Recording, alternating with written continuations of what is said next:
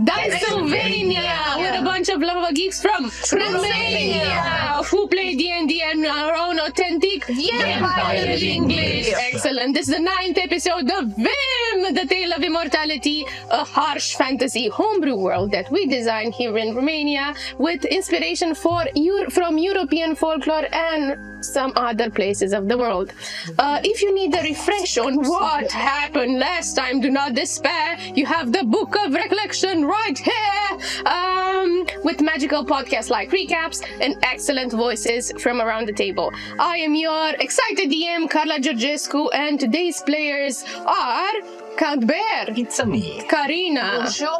Edward, Hello. Rux, Cheers. David, Greetings. Paul. Heyo. And we're gonna just jump into today's episode of VIM, the Tale of Immortality, episode 9. It must mean something. It's no, in German.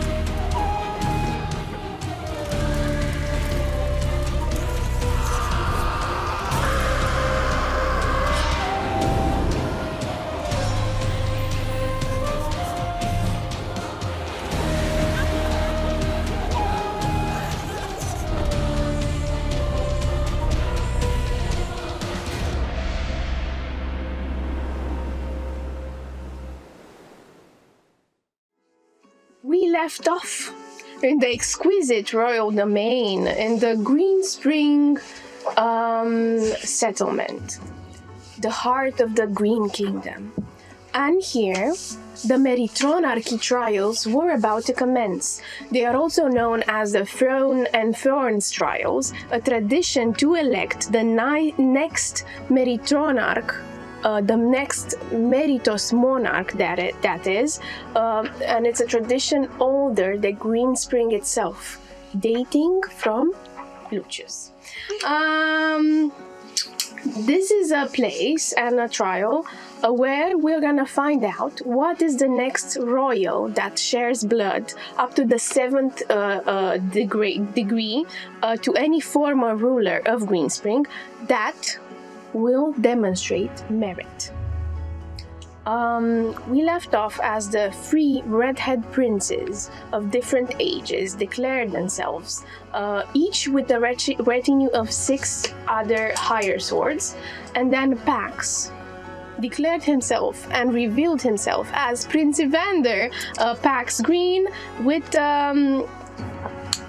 declared himself with an odd retinue, formed of these adventurers, half human, half breeds, a chancellor nonetheless, a hebdom nonetheless, but the rest of them very quirky. And this came with a lot of nods and comments and scowls from the nobles.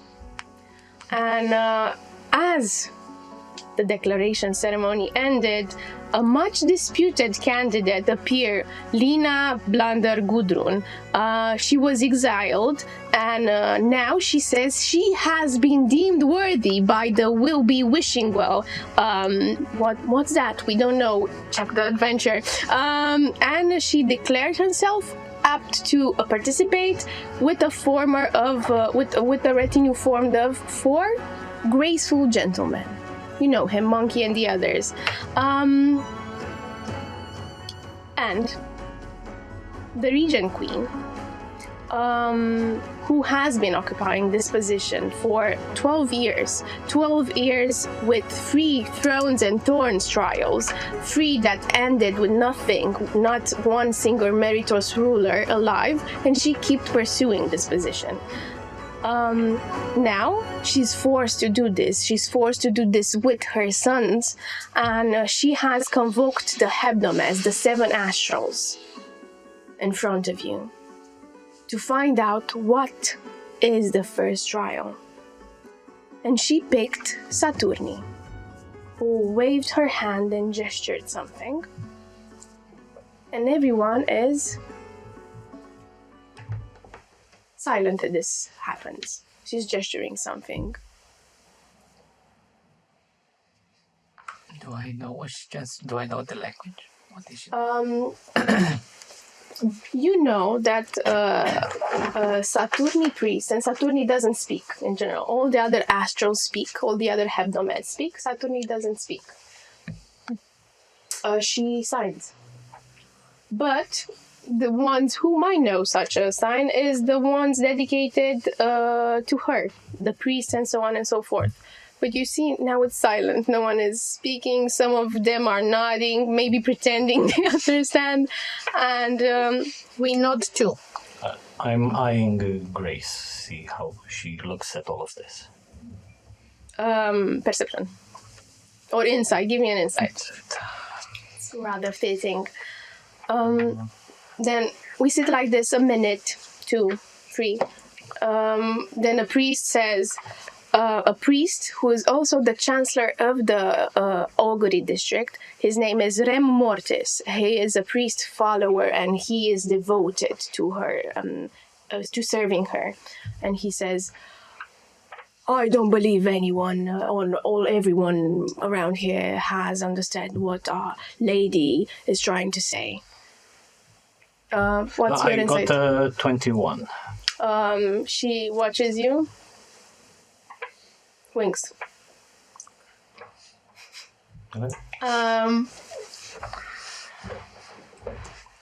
Well, that is for you to find out. I'm not. If you do not indulge in her art of speaking, why should I translate you? And he leaves. I would like to determine whatever was communicated by her. You're also a follower of the Yes. Sabbath. Okay. You and Grace and the others who know will know that what she signed is around these lines.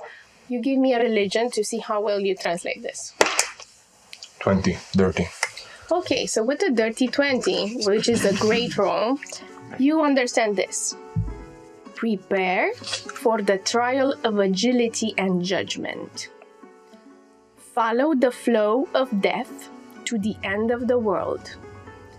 Pass a meritorious judgment over the seed of knowledge, which was rightfully ours, and come back. From first light of dawn to the last light of dusk. I would like to make a note of this and write it down in my various notebooks and whatnot. And if no one else would be speaking, I would like to excuse myself to the bathroom. In real life or? No.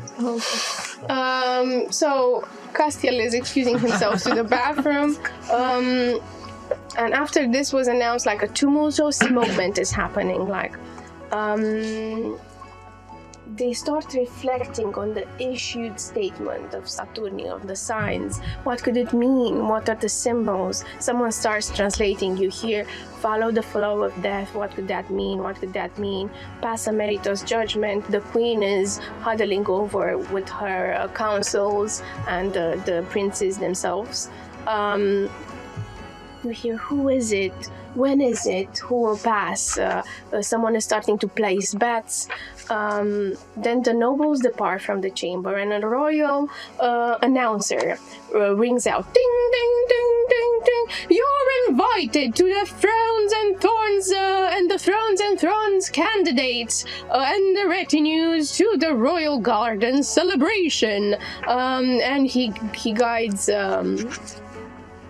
some of the retinue to this lavish gardens, beautiful with exquisite fauna. I want to and say flora. that while we were still inside there, I wanted to see if anywhere in the room I would see someone with black eyes, oval face, olive skin, waist-long black hair. No. Okay. You keep fighting the good fight. Yes. But no. So, You're guided. You're also guided. You're guided to the toilets. You come back. You're also guided to this exquisite garden party with a diverse fauna fit for the capital of the Green Kingdom. And the party is held at the foot of Luciu's statue, who looms over you. And as you step out, the 6 hours of dusk over the Martyrs' Day set. They set over the Martyrs' Day, and thus ends also the 3 hours of bad fortune that were in start for that day particularly.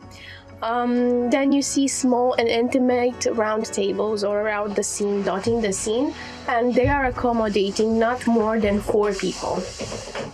You see diverse nobles and figures engaged in this frivolent political discourse and sort of like strategies and shushing and talking about what's the next trial, when it will be. What do you guys, you see Lady Cora, you see Alex Ferris, you see all the other chancellors, you see Lina Blander with her retinue, Monkey, and the others. A quick question. Do we have an understanding of when the trials start? Is there an organizer that defined it? No. It's part of and you know this from the past, it's part of the merit to understand when is the next trial. Puzzle time. Alright, so, okay. You could also ask, you could also... What do you guys do? I think we're definitely not enjoying the party. We're huddling to figure this out in case we have to leave right now because it has started. You see everyone, like the princes enjoying a charcuterie board. The queen is like glancing and walking. Lina Blander sits calm and talking with Monkey, who's like overly excited, doing tumbles and showing off parkour to the ladies. Oh, yeah, yes. They like feel a bit offended, but this is happening. I presume there is food available on the function. They start coming in with wild spinach tarts and charcuterie adorned with spring radishes that are very common but also exquisite in Green Spring. Also, they come with huddling over with gold hue wine from the crops of Green Spring apples, the gold apples that the Solis district grows. And then comes a gorgeous Martis velvet cake. So there would be zero attention to any of these things because first thing before any of that, I would gather everyone to figure out if we don't have to leave for the trial. Okay. I still would insist upon taking some food. We may very well take food. We may very well take food. We might even relax because it's probably not starting now. But we have to know because we might have to leave. It's not. We might be late. When is it? How do you know? How do you not don't understand. Tell me of your understanding. Well, that's quite metaphorical in nature. We're supposed to go at the end of the world. Now, I presume that doesn't mean a literal end of the map, as that would be quite plainly stupid. I don't know. The world is flat. You just fall off, right? Yeah. If I may. Finish understanding this. Sorry. He said one sentence and you're on it. Can we? We're supposed to pass a meritorious judgment.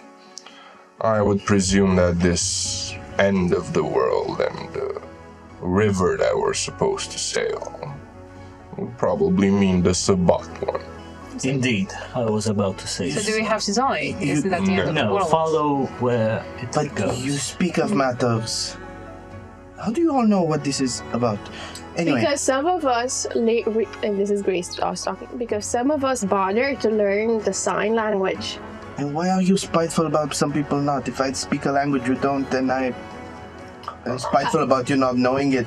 I'm not spiteful about the language. I'm spiteful about you not letting me take some food. You can take all the food you want, but you have told me answers of what and where. And what I'm asking about is the when. Look, Pat, look. I'm translating it right now. She's writing it and hands you a piece of paper. Receive. That flies. Fly, you damn it, fly. Make a paper airplane. Just throw the whole stack, maybe. And it's on WhatsApp. So there is not a time limit of sorts per There is se. a defined start at dawn. Next dawn. I didn't say Roll me a history there's that. with advantage. 25. You're very fortunate because you are here 4 years ago when another child started, and also 8 years ago when different. No, it's from. Yeah, it's from 3 years ago, and then 6 years ago when another trial started. And usually, unless it's something very cryptic, they start on the day of the astrals that are picked. Bon. So. We're in the day of Martis, and this was Saturni, which means you have Mercury, Jovis, Venoris in between, and then is the day of Saturni. Très bien. Oh my god, it's a lot. Please dig in, enjoy. We will plot tomorrow. Yeah. Okay. That sounds great. Could you tell me where I can fetch it back? Do you want to take home stuff? Yes. I like the way he's thinking. Yes. Well, I'm offended, to be honest, because I can Nice. cook you fresh food every time. I would not like to have to pay you. Do so. I'm After- talking to Kate.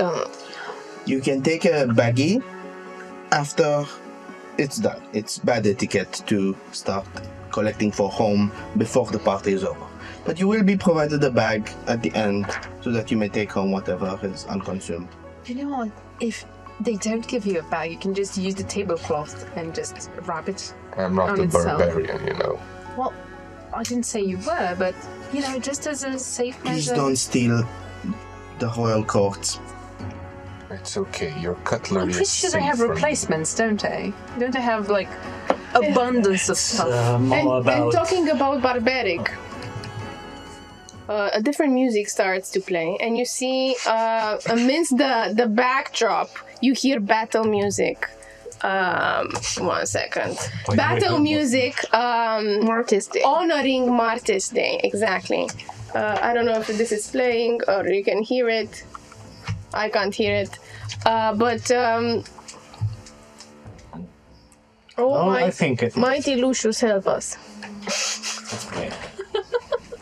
May his bowl cut It's watch okay. over us. you know what? I changed it. So you start hearing this battle music honoring Martis Day, and you see dancers with combat-like moves and fiery displays, sort of like capoeira, and just jumping and turning. You see my monkey joining them. He doesn't know the steps, and he's like sort of intervening. Freestyling. Yeah, and they scowl at him, but they provide entertainment for all. Continue. Quite catchy. While this is happening, Leo will pick up a glass of wine and he will go towards Grace and say, Grace, might I have a few moments with you? Sure. Go on the side on a more like reserved spot on a table that's not occupied. I made a choice. It was foolish, and I may not be deserving of the gift thou hast giveth. I may not be deserving of your forgiveness, nor do I seek it, for it shall ever wait on my conscience. I just wanted to thank you and know that I will do my utmost to repay. A rot for me resurrect, bringing you, tethering you to this life, to this body. Yes. Great. You don't thank me, but I think you should thank yourself. I'm merely a tool for Obscuro. I'm merely a tool to make matter resist. Worthy matter, like yourself. You're an elf. It's only natural you've been brought to stay here. And your hands guided this process. Do not lesser your involvement in this. You are greater than you give yourself credit, Grace. Well, if you say so. I'm grateful for those words, really, but I don't think it's the case. You owe me nothing. Then I might be. Just, I don't know, enjoy your life, and I'd be more concerned about the other one. The one in the back of your head. That is maybe for another time. No, Discuss. Chancellor, but I know where it's from. I would be more concerned about it. You've been brought here twice, and you should do something worthy. Not like that. She is glaring at you. He takes a sip from his wine. Wiser words have not been told by no one else. And he excuses himself and gets lost in the crowd. It would be at that point that I would also sort of approach, as I seen them going a bit to the side, but I would approach, give a nod to the Chancellor, and then approach Grace and tell her that, Grace, if you would honor me with a bit of your time, please. I have some matters I would wish to discuss with you. Discuss them away. Very well.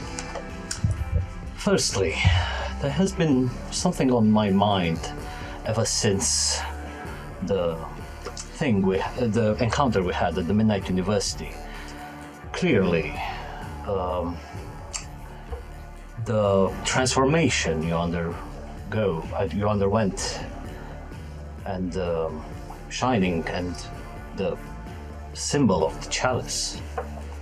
I'm very intrigued about that, and would really like to know more, as I myself could say I'm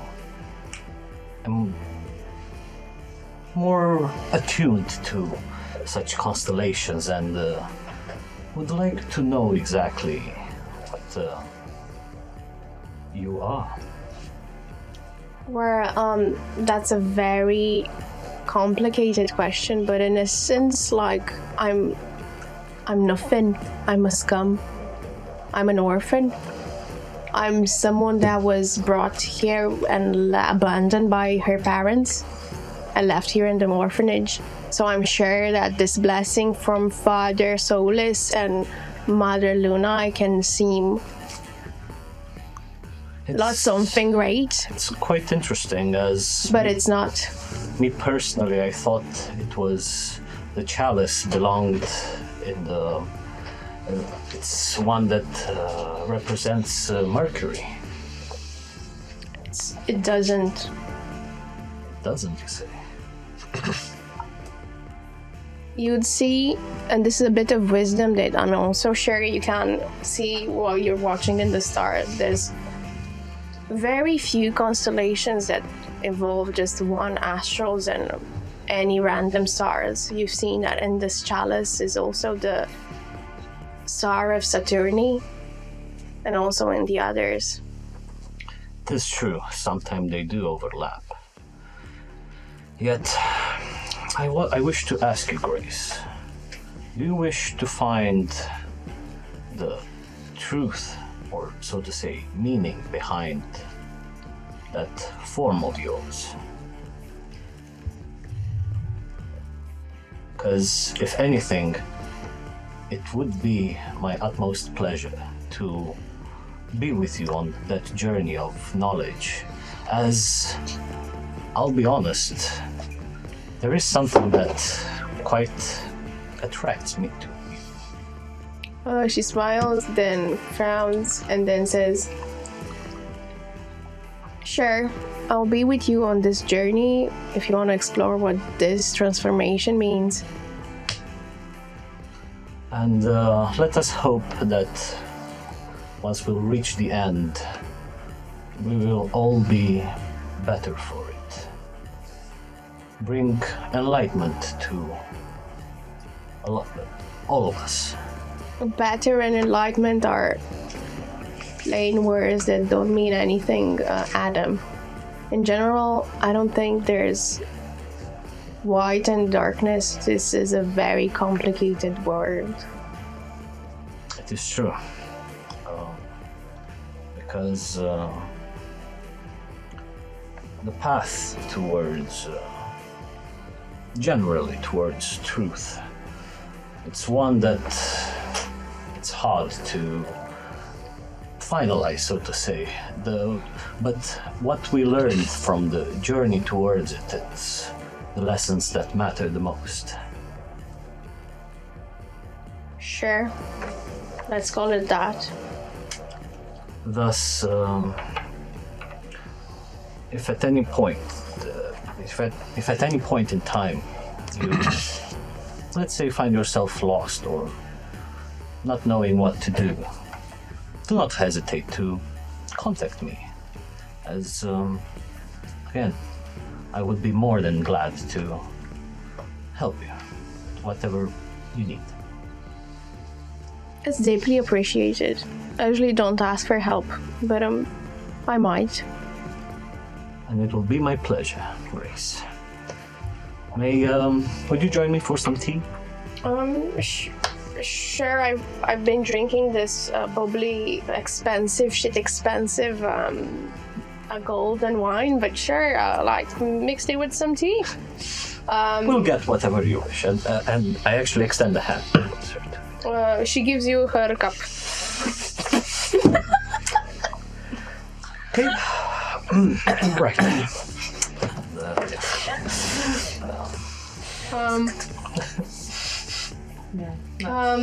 So you go and start talking on another side. What else? What do you guys do next? I'm going to approach them and bother them while they drink that stuff and say, you know that actually, start rambling. You know that it's actually not wine because wine is made out of a grape. They say golden apples, so I think it's more like cider, but imaginary glasses on the nose. Can I borrow him for a bit? Just 1 second. Please do. Did you find me a breastplate? Regarding that, let's say at the moment there's a bit of tension between me and my mother. Where's my breastplate? But well, let's just say something else. Yep. You know, a prince now, Pax, maybe. Oh, that's right. I didn't make the adjustment in my head. Pax apparently is very wealthy. So, nothing from you. Okay, Only the best of wishes. Okay, Good thank luck. you. And I go towards Pax. Pax is on the side with Kate. You are? I am stuffing my face with... With what? Wait, can you tell us the menu again? Because I think it's something with spinach. Yes, mini tarts with wild spinach. Okay. Charcuterie board with all sorts of like cheeses and meats, dried meats, adorned with spring radishes. They have like this very nice green coloration, and inside they're crisp white. And then there's the Martha's cake. The Martha's cake. Okay. With velvet, with red velvet. So since Kate was actually, poor, didn't have a lot of food growing up, she would basically have a bit of everything and just try out and I don't know, she tries the wild spinach tarts and she's like, interesting. She tries the radishes and like, no. She puts it back like half eaten. There's Lady Cora next to her. Pax knows her. Ew, savages! And she passes by. And I definitely love the cake, and I just take another piece, and then another piece, and then like, oh, I think I have a sweet tooth, and then turn to Pax like as I'm munching on stuff. So, Pax, I think that lady that was checking me out probably looked at my garments, which which I find tattered, and maybe now, since you're actually a prince, Sneaky. I liked it. Maybe you can help a gal out and maybe get me out of... No, that sounds wrong. Maybe get me into new clothes that don't look so tattered. And maybe a couple of daggers. Mind you, before any of this, I give you... You seem to have plenty, more than the table has left. I did give you gold so that you can fit in, if you recall. So you can get yourself whatever you like, wherever you see anything you like in the city. But if you wish me to come along and help you pick something nice out, gladly. That being said, as for martial equipment, yes, we can see the captain, see what can be obtained for you. All right, and since you have such exquisite taste, you probably know all the best shops in town, right? Even maybe have a custom person that makes clothes, because I don't know the word for tailor, so... A custom person that... It makes clothes. What's it called? It's on the tip of my tongue, I promise. We'll keep it there. Okay. Well, you're very helpful today. As they talk, Genevieve will make her way through, and she will pick from the charcuterie board something. It's a piece of cheese. She studied Kate from the distance, and as she passed by, she goes and stuff it in her mouth. This piece of cheese. I say, "You should try this. This is chèvre. It goes well with what you're eating. It's good for." How do you know what I was eating? I was eavesdropping. Eavesdropping with your eyes. Okay. My eyes and my. I My ears, because what a nice coincidence, Pax. I also need some stuff. It's so convenient that you... Look at this, and she picks the edge of her turtleneck and she pulls it down to her belly, and you can see. And she points towards the chest area and she look at my armor, and you see this leather armor that is pierced where the flame pierced it. It's destroyed. I need a breastplate. I need something more strong. I'm not gonna survive this Saturni trial. It is so convenient for communication that you constantly eavesdrop, because you are always abreast, as it were, of everything going on before anyone needs to tell you anything. Of course. So, such a positive quality. I know. Well, honestly, she got... surprises. Sorry. I mean, she did get that cut with us helping you fight the flame, so I guess it would be just tit for tat. Yes, let us get the tat for the tit. Evander takes them to the captain of the guard, looks for him if he's at the party, otherwise elsewhere.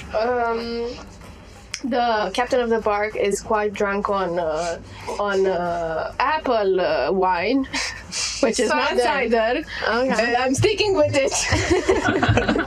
In this world, we have apple wine, yes. And then he's drunk, but you know where the barracks are. Leans in, tries to not disrupt his partying. Monsieur Jambon, I will take my friends with your permission. He's like this broad-shouldered, mustache, old grizzled guy, and he's like, "Ooh, yeah, Pax, yeah, Evander, just take this diplomat, Prince Evander, whatever title," and he throws the keys very clumsily in your face, and he says, "You look." And he like spits a lot of saliva with his like big lips as he's doing this gesture. Sexy. I don't know. You are a vision of joy and merrymaking. I am. If you want to join me later, 5th floor. I don't remember the room. I'm sure we'll find each other in the crowded room. You are sure together. You better. You don't teach me how to lie about You're that. sleeping with the jambon, monsieur, with the captain of the guard. No. Spending the night in someone's room, I would not think should be assumed to be sleeping with that person. I think you're telling riddles to each other, huh? To keep your mind sharp. To the barracks. You see like this Alex Ferris. He's like this very blonde, beautiful, with a bit of curls and blue eyes, a noble gentleman just passing by, and he sort of like says, he does, and he leaves, eavesdropping on the conversation. Alex, you need to meet my retinue.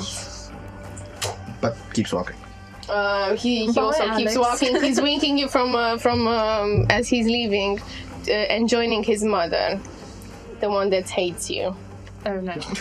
In case you didn't know. So what's Alex's deal? Alex enjoys releasing. Tension. Okay.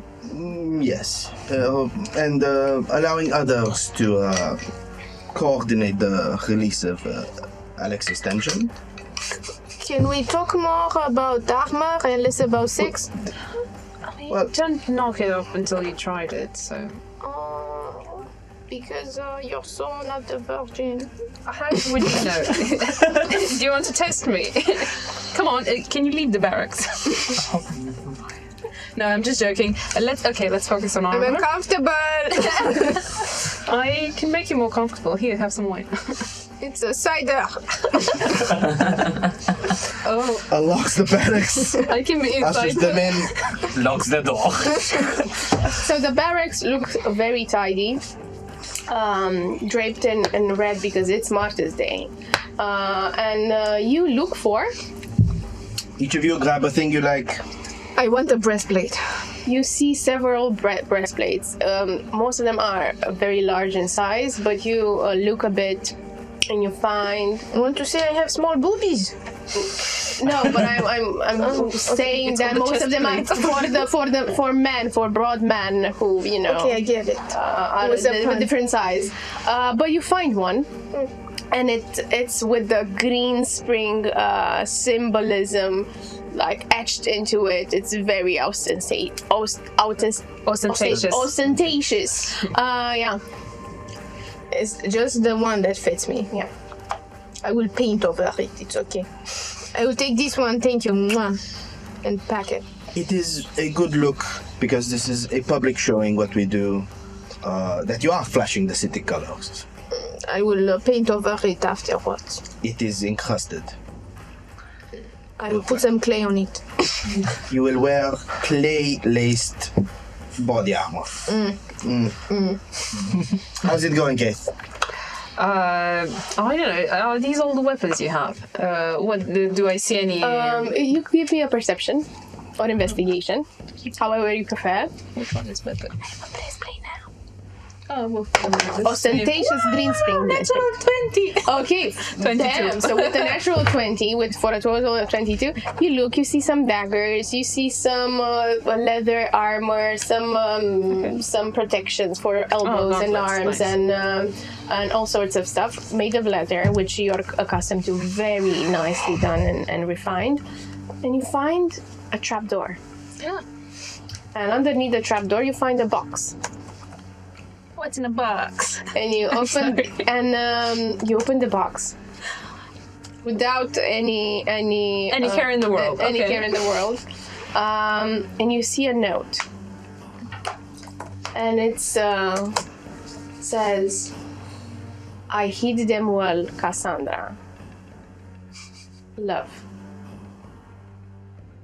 This is what it says, and inside you see a beautiful ornate pair of red daggers, red and intense, and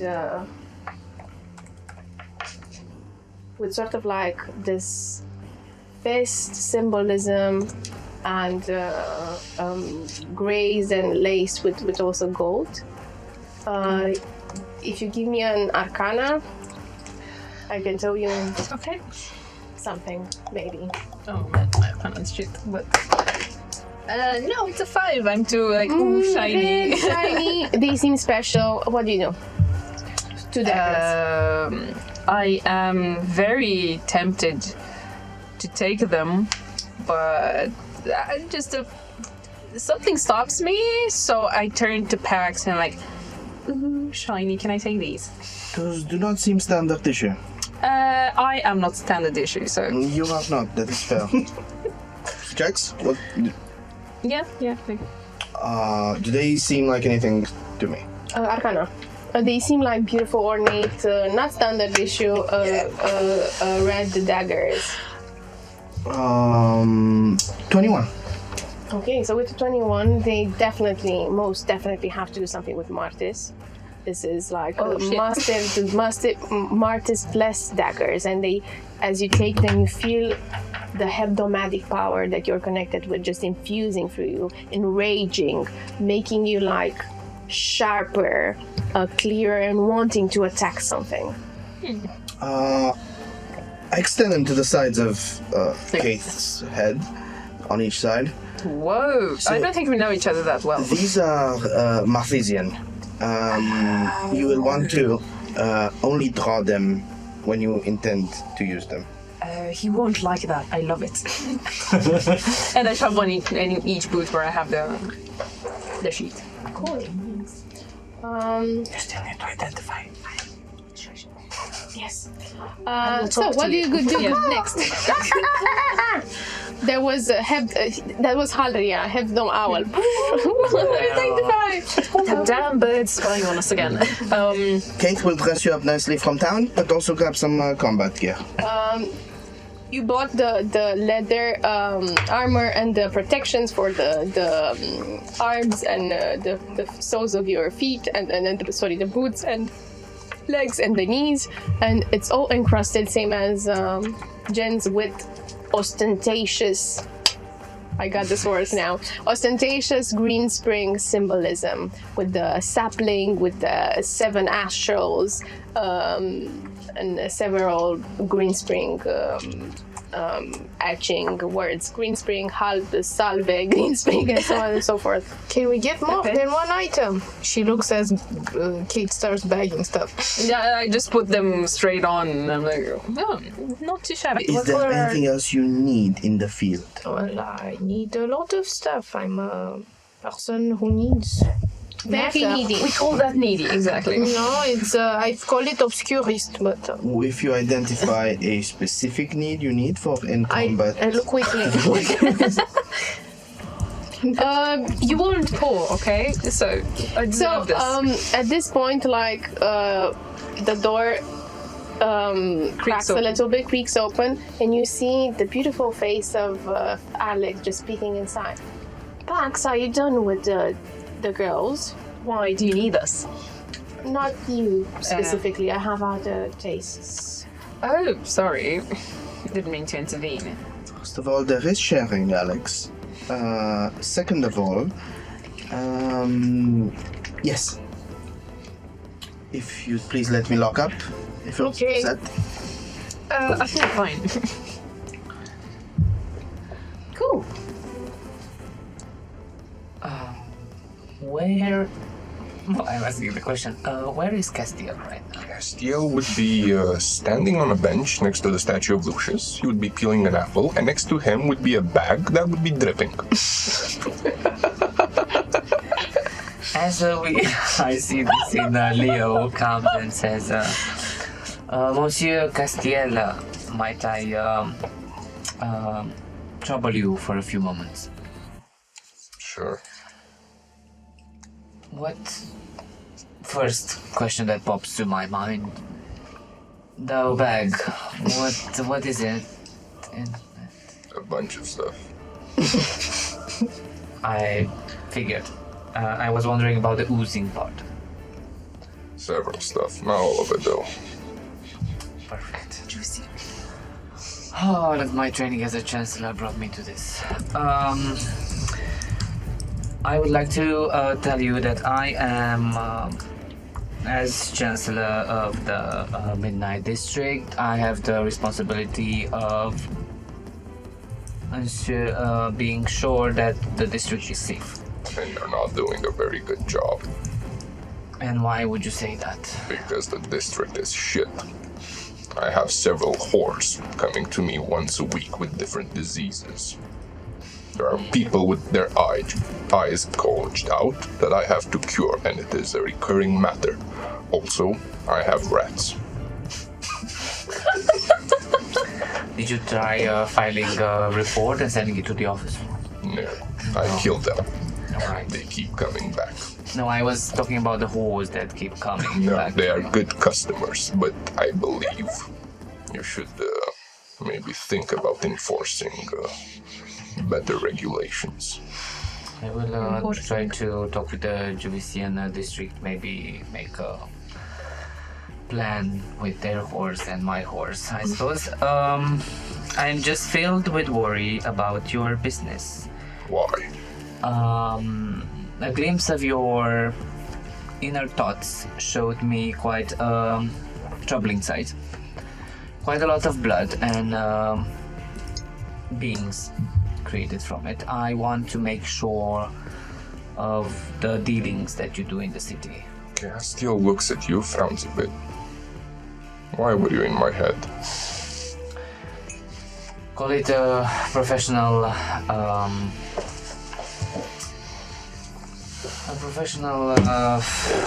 to say it, need. Yeah? Sometimes it helps. Well, I did not give you consent for it.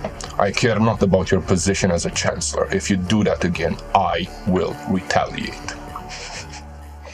I would believe it best not to anger someone that happens to be in your coterie, especially one that is equally adept with making poisons as he is with making anti-poison recipes, whatever. It would not be ideal to anger each other. I did not cross your personal boundaries. Why did you cross mine?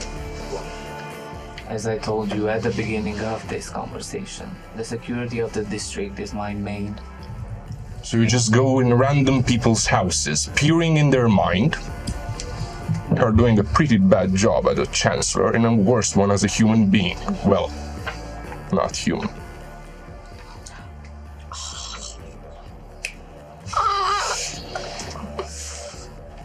Seems the spirits have gotten quite high.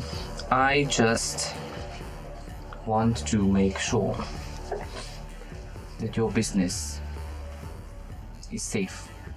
Well, the whores that leave my business are disease-free.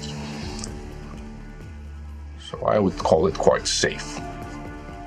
That is one part of your job, yes. And what would be the other one? Well, your hobbies. My hobbies. Yes. Well, what do you know about my hobbies? What are my hobbies? You've leered into my mind. Tell me, what did you find in there? Well, I will respect your need of privacy and I will not inquire further in your mind, as I am tempted to do so at the moment. And I am tempted to retort to that, but I will not, seeing as I happen to be apparently the more civilized individual in this matter. I will tell you this much. My job is not to hurt people. It brings me no joy, nor does it bring me profit. So, Stonks. your district is safe from my bad influence. I can't really say the same about yours. You don't seem to be doing all that good of a job. Easy words coming from someone that doesn't know the position that he attacks. Well, it's easy because I deal with certainties. I don't tell people I'm gonna help them. I actually do. Well, maybe I have a lot to learn from you. Well, I charge 100 gold a week. Do with that as you will. Might I offer you some cake, Chancellor? He reaches into his bag and pulls out some cake. It's mushed and has a radish on it. No, I find that my appetite is a bit sour. How unfortunate. Evander approaches when he notices the vibe, the tension. That is Pax Evander for you guys at home. Puts an arm around each of the gentlemen. As soon as you touch Castiel, he pushes you. Do not touch me. Whoa. He is quite Pardon? fervent on I his care not about either of your positions. Whilst I understand you have sprung this whatever this is upon me, and I seem to have accepted it. I do not consent to you touching me without prior question. Pardon, it was an amiable gesture, and of course, without the permission, it will not be performed upon you. Excuse my presumption. Alas, it is of that matter that I wish to talk to both of you. And especially you, Monsieur Castillo. Oh, so many important people seem to want to talk to me today. How fortuitous. It does seem to rub you a certain kind of way. It does. And it is exactly that. It was a springing, it was not what you signed up for, it is not what I outlined that would come up, which is why I want to give you the full and complete opportunity to back out, if you will. I can look for a replacement if you do not want to be a part of this. I do not wish you to be a prisoner to your rushed agreement to something unspecific. This will be, and this goes for you as well, an endeavor that may change the city, but also an endeavor that may kill any number of us. I have a question. Please. How do you intend to change this city? I believe there are lines of division drawn figuratively and sometimes literally drawn all about the city, which need not be that way. I need you not to speak in riddles. If I am to be fully committed to this endeavor, I want something pragmatic. You are king in 2 days from now. What is the first thing you change? The first thing is to get the buy-in of the kingdom, to prove it. I won't get into the politics. No, I'm asking you something quite specific. The first thing I would change was there would be the political capital to enact that change, because that needs to be accumulated, proven. You already have etc. it. Let us assume that. The district system needs to be opened up. The ghetto that the Midnight District is becoming more and more cannot be the dumping place of the luxurious other districts keeping themselves nice and shiny. Making sure all races, all classes, all businesses, all people can have access to all places is an important first step to what Green Spring needs to become. You say that, but some time ago, it was quite different. My people weren't welcomed in other cities. My people were the ones that were hunted, killed, massacred, genocided. How would you be equitable to those historical circumstances as a quite clearly non-human king? Human blood, green human blood flows through me, and to that blood, the honor is to defeat that way of the past, not simply by making our own barbarian corner where we subjugate the others, but by disproving that way of being. To defeat the old ways, one has to show that new ways can function, not simply that we now have a dominant city human edition. You see, that is the natural way of things. Individuals with common characteristics will flock to each other. We are proposing a grand social experiment.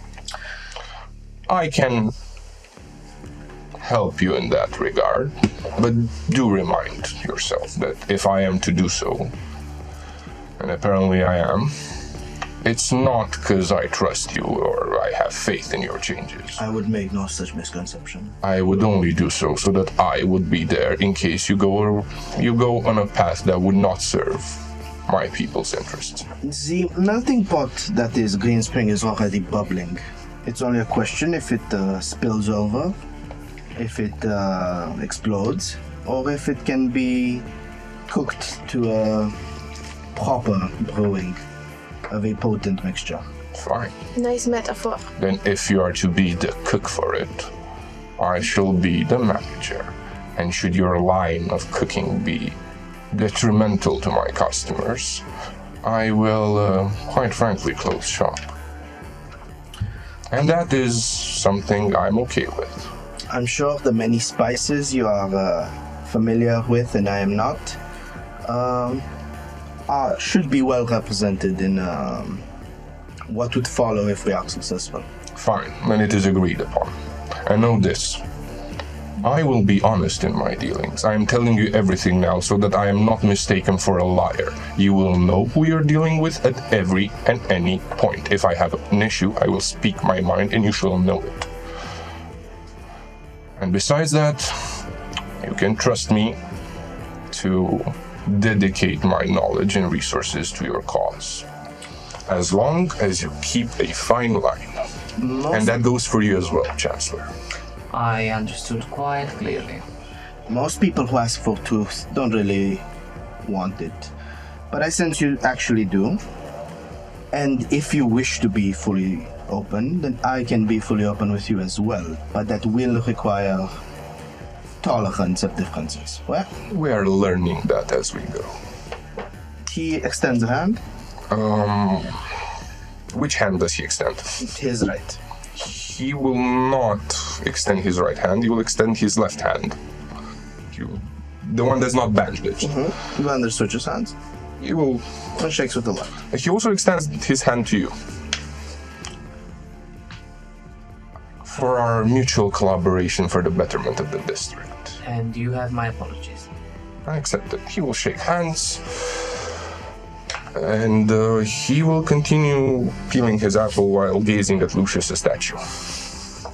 Where this path goes, I definitely need more drinks. And he goes to find. As you go to find more drinks, you pass by a table with Jen, and there's Jen and Kate, and then in a corner there's Adam and Grace. Grace is drinking. Adam is drinking tea. What do you guys do? I'm going between Grace and Adam. Squat. I imagine they're sitting, so I'm gonna squat. So No, it's stand at Oh, okay. tables. Stand. go between them and say in a very harsh voice, I need to ask you for help, and I think it's time we cash in that favor, huh, Hebdo? You didn't provide me with the breastplate, but I said I would try. You said you would try, but you owed me a favor. Remember, with the touching of the shoulder and yeah. Look, and she pulls an empty sphere. It's a spherical, transparent object. This empty sphere is hungry. It's hungry for magic. I need you, because I'm not as potent as you, to pump some magic we have within in your soul. I could So it's- definitely take a look and research this object. if I that's don't what you need want. you to research. This Well, is my business. now it depends, like, what type of magic are we talking about? Any type of magic. Yeah, but there are various schools of magic Any which could type of magic you can spare, impact it just bounty. differently. It has the same impact. I just How do you know that? Both of you give me an arcana. because I studied it. And as you start thinking about what the sphere wants and what it's hungry for, you see in the far dancing corners, they're starting to play with more fire and dancers with exotic moves and jumps and fighting, simulating fighting or actually fighting. You don't know, but this seems very unsensitive to what happened the previous day. The flame and the conflict and so on and so forth. Continue. Okay, so I got an 11. I got a 6. I'm still taken aback. Like, I look at it, but I tell you, like, again, I do not wish, because magic, again, it's a very dangerous tool. So I cannot just work it like that without knowing the full consequences. If anything, I would rather ask you to allow me to investigate, see exactly what it requires. Okay, but you... For example, you cannot give meat to a herbivore. Maybe it's the same thing with this orc, which is hungry, you say. So, I don't wish to, hopefully, break it or anything. I'm willing to help you, though. Again, Okay. I require proper study of it. I appreciate your help, Tom, but you have to pledge that you're going to give this back to me, huh? It's an Of course. I could be willing to look at it tonight, though I wouldn't do it right here. No, not right here. I don't think it was foolish of me to pull it out at this scene, but I don't know what came upon me. It's okay. It's okay. And she hands you the sphere. Okay, I will. As she hands you the sphere, she does like a little joke. You almost Humor. I didn't see. catch it. All right. You'll get used to it. Tomorrow, I'll bring it back to you. See. Of course. Later in the party, Pax is addressing the cook. Now that all the food is out. There's more brought in. Continuously. Is there borscht? Is there chorba? You know what? I'm gonna roll for it. Yes, there is, says the cook. Yes, there is, Dicesylvania. We serve it to the staff. And why are the great traditions of Marthes only appropriate for the staff? Because Queen doesn't really care for borscht, And which does- is the sort of soup, traditional soup that's made on this day. And does the queen not care much for Marthes? She cares deeply for martyrs. She cares for all the aftermaths. Then she should fill up her sons with borscht as they ready to lunge into conflict, should she not? It's a matter of taste. I don't think we can force the queen to eat borscht. Can you please Or some. serve my retinue a bowl of borscht each for them to be blessed by Marthes? What's borscht? We shall. Oh, you will see. Frederick, please bring in 7 bowls of borscht. What? You give someone. It's for the prince. Oh, and he's in a matter of minutes, 2 or 3 minutes, you have a well-dressed, propped servant with 7 bowls, golden bowls with borscht in it. They smell exquisite. I want to roll to see if I like it. What do you do with it? I love it in real life. Because they're scattered around. I just do a tour of the room, dropping off a bowl, blessings of Marthes upon you, blessings of Marthes upon you. To those I that rolled a 69%. Of course. to those that aren't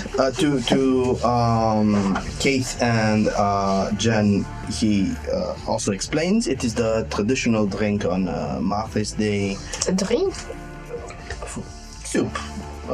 Okay. Extra sour. Enjoy. I immediately take a sip, and then you see me spilling. I rolled a natural one, so I'm gonna pretend I don't like it. You see again Lady Cora. Savage! Fan just passing by.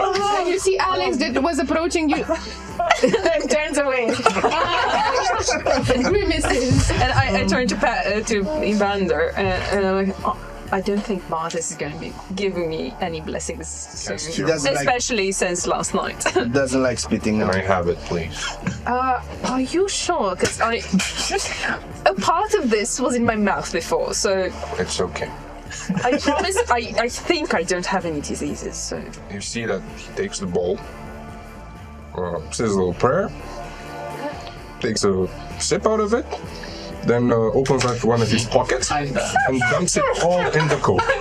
And as he see it dumping it in the coat, you almost perceptibly see a small tongue sticking out and munching it. And you see that this gets a bit bigger, then it falls back into the coat. Huh. And you see he does the same with the other pocket. So how many creatures does your coat have? None. None. Oh, right. Is this magically enhanced but in any way? I am intrigued. No, just... I'm curious. You're super familiar with magic, aren't you? What? This is the first time you see. Something like... Well, yeah, you know my past. He stares at you blankly, and he asks for another bowl. I'm afraid I'm all out. But I think Evander here, I gotta get used to that name, can hook you up. He's very generous today. The man just looks at the big pile of dripping food and thinks Castile is covered. Oh yeah, he's so protected. Covered in What do you borscht guys do with the borscht soup, which is a sort of soup made out I'm of fermented what? It's sort of a cereal that makes it very sour, sour. But it's also Yes. sort of like some yeast dough, sort of like. I'm just gonna Google it. It's amazing. And it's actually, my mom, when she used to make homemade borscht, she would cut a tiny branch out of a sour cherry tree to enhance the sour property, and it tastes really good. The more you know. The more you know. So the stock is typically made by Moldavia, boiling meat, especially. bones, or both. No, but no, the borscht itself, borscht. it's from rye. I found out it's from rye or wheat bran. You know, the leftovers. Yes. From wheat or rye. And then they sort of ferment and they make this sour liquid, and from that we make soup. Borscht trivia with Yeah. Dicesylvania. No, but it's amazing. Borscht soup with meatballs in it. Oh, yes. On next episode of Cooksylvania. Cosma, yes. Genevieve's next recipe for I only Borscht cook just French, I don't know. Oh, you can keep your escargot. Elven. Confusion. I can make you onion soup if you like. Soup d'oignon. Pax takes Grace, her bowl. I already had this morning, but thank you. Pleasure. Sits across. She gives it back to Pax. What do you do with your borscht? What do you do? You eat it? Yeah. So two of you eat it. I just taste it and pretend to be like a critic and then say like, this is a 6.9, it's okay. So as you eat it, you're also eating it, and the Chancellor. And as you eat it, it dawns on you, it hits you. This is the most delicious sort of soup or borscht you ever taste. From your perspective, the most delicious. Okay, your tasting buds just explode, and the sourness is sort of a sourness that hits in the right spots. You start trembling and sweating. This is how good it is. After I finish the bowl, you see Jen darting somewhere. You don't know where. I'm gonna write you in private. Okay. Okay. It has an adverse effect, or No. I don't know. How has the party been for you guys? This is a party. It's a celebration gathering thing. Fine, I guess. It's been quite some time since I've been surrounded by so many aristocrats, but other than that, it's been fine. Yeah, it's overrated. I agree with you. This is my first time passing through the royal domain, and no one checked for my ID, but I don't have a passing here, so I'm enjoying the fuck out of it. And she drinks the golden wine. apple wine. Apple wine. I googled it, it exists. I was wrong. Genevieve was wrong, not me. No, you're never wrong, darling. Grace, can we talk?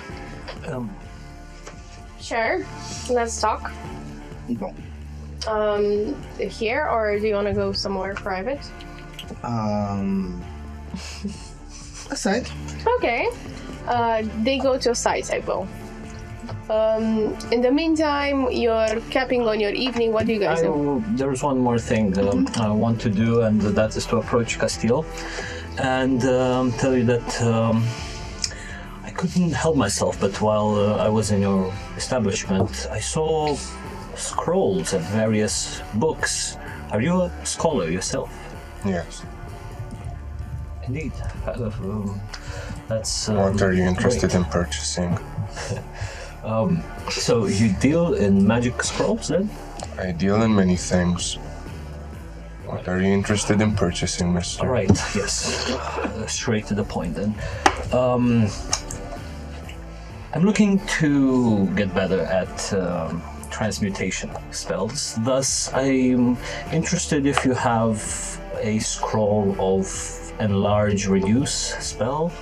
I don't have one on stock at the moment, but I can make it. How soon would you have it? To be honest, my retake on the exam, it's in 2 days. That is not enough time. Well, Fine. I can offer you private lessons. But they will be more expensive than the scroll itself. I guess it would be a good opportunity as well to get to know each other better as well. So, Good. Be tomorrow at 8 o'clock at my shop. Do not be late. Bring a Bunch of gold. parchment, yes. about 350 gold, and I'll give you the ink and quill. We're gonna have a practical day of magic. Okay.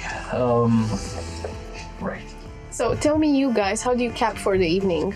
I'm gone. You're gone. Genevieve is gone for the evening. You won't see her until tomorrow. Castiel would like to visit Lucius's grave. He doesn't have a grave because all the bodies are taken by the Sabbat waters. Then the monument and you're- the flowers at it. It's the one in front. Oh, it's Yes, seven. you would like to honor the man, leave flowers there, and then go back to his shop. No, first he would go to the orphanage with the bag of food he has. He would leave some there, and then take some to the old man and the kid. You see the old bitter woman that it's running the orphanage matron thanks you. You know her. Yes. She says, maybe next time you bring proper packaging. Maybe next time you're not such an old fucking hag.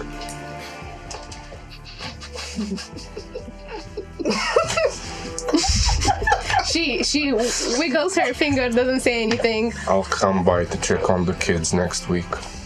Oh, okay. Is Timmy safe? That's none of your concern. He is mine now. She wiggles a finger in the air and she says, "Damn it!" Okay. She closes the door. She's also a bitter, acrid woman. Okay, this happens. Okay. You guys, what are you gonna do? Unless there's anything else, Adam would retreat back to his house and for the rest of the night study the orb that was given by Genevieve. Like, identify it. Okay, we're gonna do that privately and not off screen.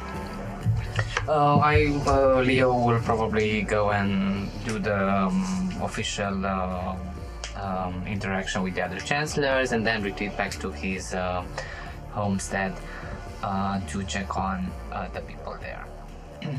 Your home. My home.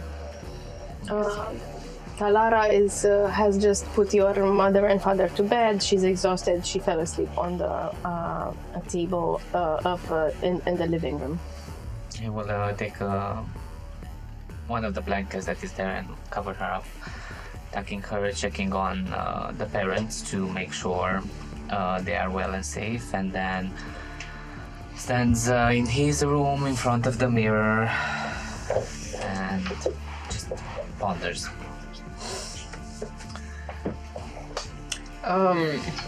So Kate has been just kind of sitting by herself ever since Jen left the table, and maybe she puts on this confident face, and she would have liked maybe to interact with other people. Yes, with whom would you like to interact for the... Yes. She saw maybe the way some people were looking at her, because maybe she was not from... she didn't fit the general image. And like, for the first time ever, she felt anxious. And she felt like she didn't belong there. So she sort of shut down and just kept drinking some wine, maybe minding her own business. But at a certain point, when she saw that, well, some of the people were leaving and she was basically alone, she went to Pax if she could still find him.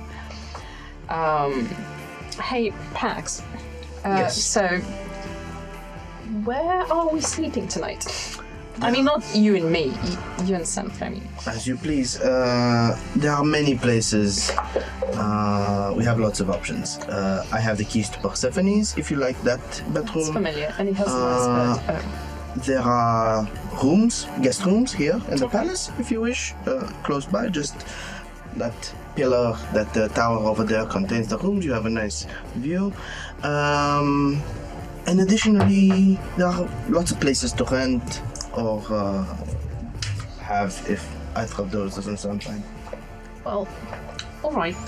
Where will you be staying? Because I see, like, I don't see anybody else I know here, so...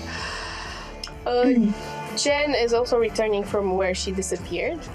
Is she now? Yes. So And we're talking sleeping arrangements for the... Yeah. Oh, look, there's Jen. Hello. Yes, Jen, help us Hey. figure out where we're sleeping. She's packing a piece of paper in her bag. I'm not even gonna ask you about that, it's your own business. So, where are we sleeping tonight? I was thinking to get a rest at Le Croque Gourmand and take a nap there, and in the morning start early, cook something, some portions. All right. You wanna join? Sure, if you can teach me. I'll probably make a mess, but well, I we can't mean, be in the perfect. in the sleeping, I don't think I can allow you in my kitchen. I'll make a mess probably anyway. So yeah, sure. If you have an extra room, I'm We fine slept with there that. yesterday. Right. Sure. I guess you see her acting pretty awkwardly, and she's definitely not at ease. Maybe it's just the drink. Yeah, it's probably just this apple cider talking. Wait, did I say cider? Yeah. Oh my God, you're so. What is cider anyway? What's wrong with you? Nothing. Maybe I'm just tired and maybe I feel a bit out of place here. I've been getting looks all day, so I don't know if that happened to you, but of course not. You're the prince. You wouldn't understand. I think it's normal. I mean, we come from back in time for 100 They years. don't know that. I think they... Do they know that? There is... Anxiety increases. I cannot understand what you are going through, but I don't have a single place that is my home either. I have lots of different places where I might lay my head. But none is home. And it is because a room, a bed, does not make a home. True. I've never had a bed until now, so... Well, it's not my bed, but I think you get what I'm saying. I think you might find a home here. But for now, these are places. So, which is it? So, I think I might stick with Jen on this one. Because she cooks amazing. Or tavern, yeah. I'm used to poorer things, so in this case, that's a luxurious tavern for me. Of course it is. Shall we gather tomorrow for lunch? Sure, Or the day after? you're buying. We established a meeting. I would have probably told the rest that Yeah. tomorrow I'll be busy with Castiel. Let's say you gather for dinner tomorrow, so you all have dinner. time for Dinner. stuff. Yep. Okay. Très bien. Cool. Where?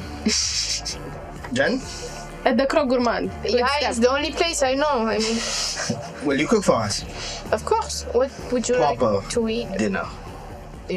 What do you insinuate? You think what I cook so far for you was shit? No, but I mean... No, but you've done a little quickie breakfast, you've done a little lunch. I mean, I know, dinner. like, For dinner, long table. Like 4 courses, dessert, very good wine. Oh, yeah, I guess. Small portions, so we have room to... Amuse-bouche. You also sent the letter informing Adam Hebdom, Castiel, and the Chancellor with this information. On the Chancellor's letter, I would write another additional information. What? This is private. I get to know. Cool. And I think also have to send it to Paul. Okay, cool. So you do that, and they all left. It's only a few people. Apparently, the graceful gentlemen do not get a hint when it's time to leave. So Monkey is like dancing. He has his shirt off. Blaze is in the corner making notes and acting a little bit shy.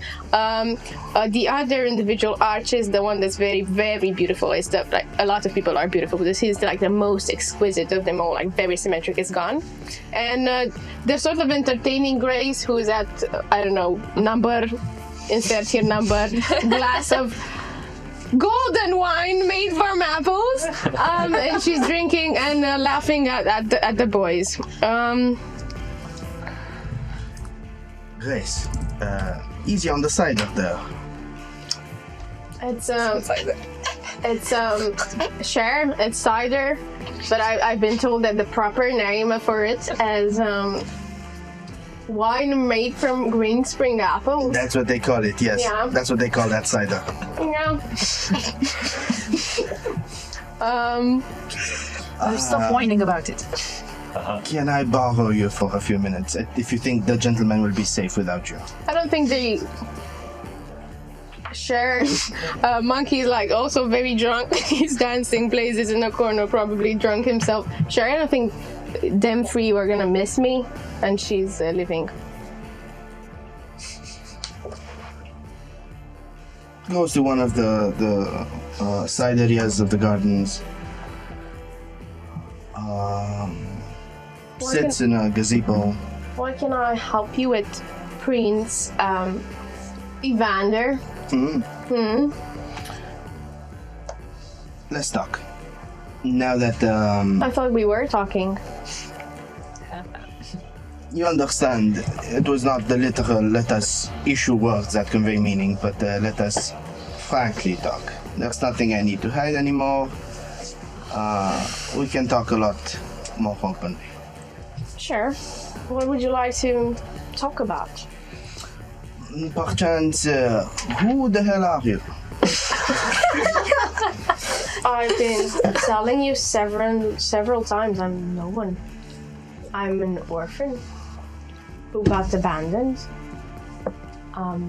Had a pretty shit life. I'm trying to make the best out of the cards I've been dealt with. Are you just very insistent on this cover story, or are you simply more worrying they actually believe that?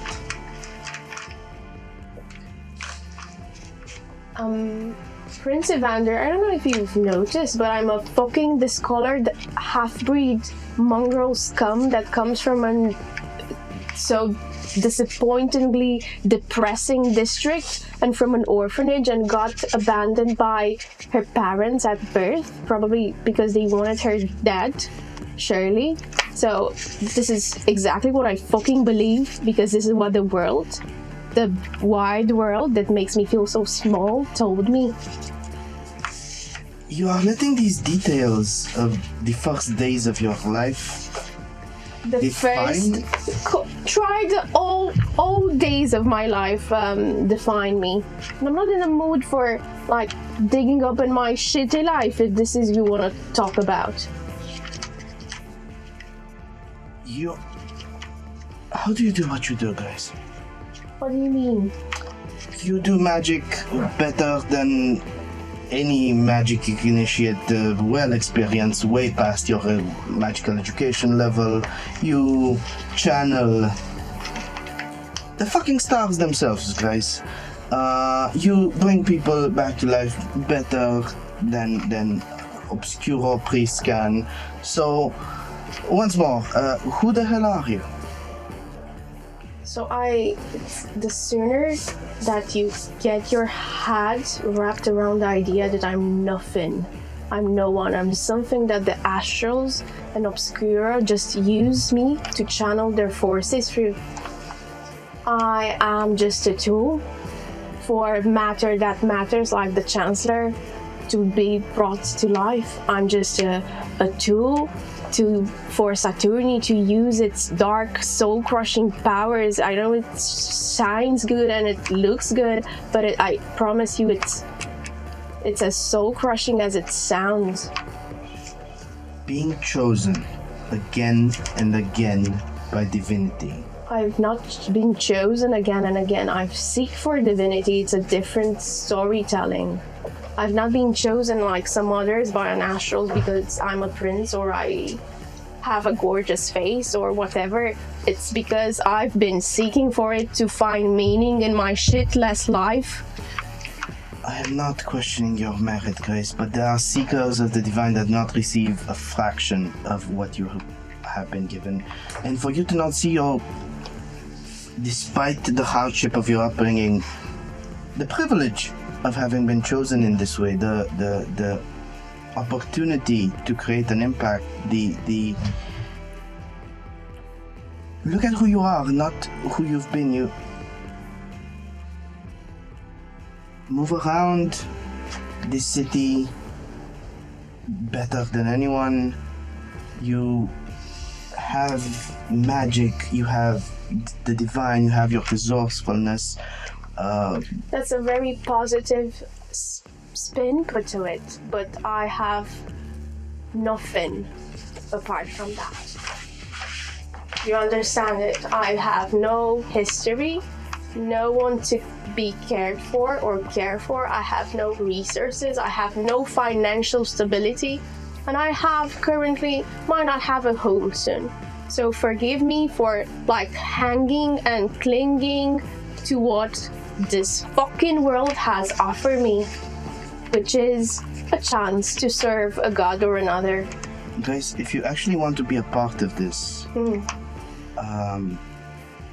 all of that changes, but you should not want to be a part of this because all that changes, but be aware that it does. I do expect, should we be successful, or even should we not be successful but make a name for ourselves in that insuccess, all that can change. People will know you. People will know of your deeds. I don't think people knowing me it will bring change as you hope so. Everyone that's met you finds you lovely, respects you. I know you have this story you tell yourself about yourself, but just does not check out reality. I think rather Pax, you're disconnected to the reality. This is the story that the world told me and shaped me through.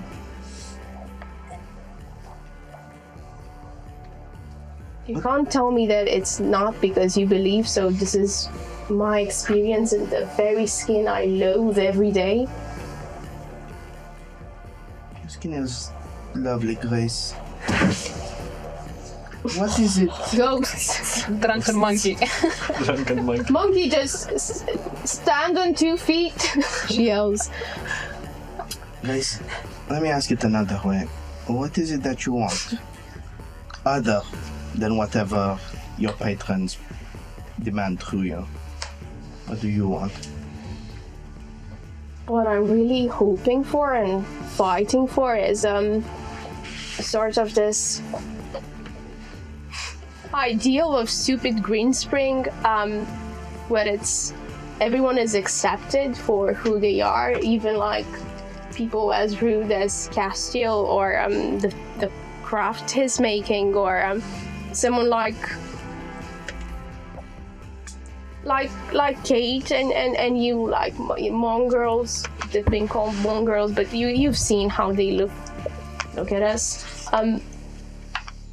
Everyone should find acceptance regardless of the faith they're serving, or how they look, or how they come through. That is a And this is very tricky, because this is exactly what your human ancestors did. Like, they were hunted, killed, depressed, and this is the time that the wheel has turned, and we're doing the exact same thing. And I don't know how we can achieve like a balance.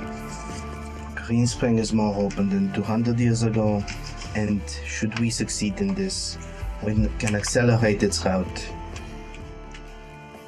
to the walls separating people, being faster brought down. It's what I want,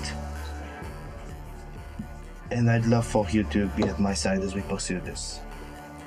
It's the only reason why I fucking stepped on the stage in the first place.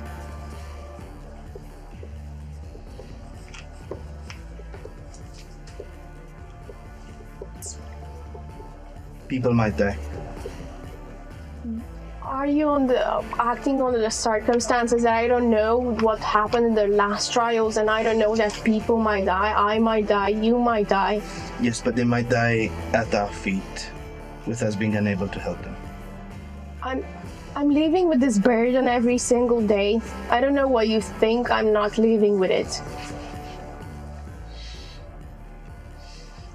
Well, and you know what? Your burden as a prince is heavier than mine, because at your command, or at your simple decision, a lot of people might die.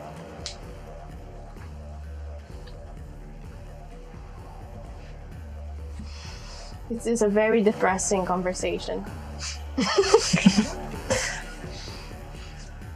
Inevitably, anybody leading over a large enough number of people will in some way, direct or indirect, decide over the deaths of someone. Alas, I trust that we can make a Green Spring more like you would want it to be. But why is there pain in you as you engage with this? Yes, I understand all the things you're carrying, but because I'm not sure that what I mean through a green spring of acceptance is the same definition as everyone's. Everyone is looking in their own interests. Like Castiel, for example. Both the yin and yang, I'm not very sure you can grasp the whole picture of it, but it's a wider subject. Why do you choose to be alone? What? Why do you choose to be alone? Because this narrative you tell about yourself, it is you telling a story of how you are alone. You know what? I'm not choosing to be alone. I'm here. Look, I'm here. Surrounded by people and care. We might need you to get a little better at lying. I'm excellent at lying. Are you now? I'm very good also at being sarcastic. What do you want, Evander? Prince Evander, your highness, sir. There's nothing I want or demand or order you to do, little citizen that must serve the mongrel prince. It's just that it would be delightful if you could take delight in this, in our pursuit.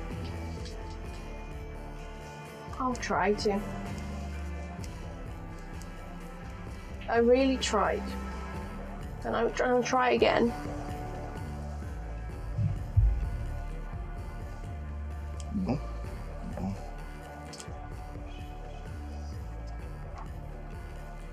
What's your plan for the evening? For the evening, I'm gonna drink a bit more, see if Blaze over there can carry Monkey home, maybe with Dave, and if not, just go back to the orphanage, take a cab. The ladies have gathered at Le Coq. I'm sure if you want to join them there, you can. There are guest rooms in the palace if you'd like. Do not go all that way. I don't even have a pass for this domain, for this district. We'll update your pass, but yeah. That is how it works and how it shouldn't work and what we can help change.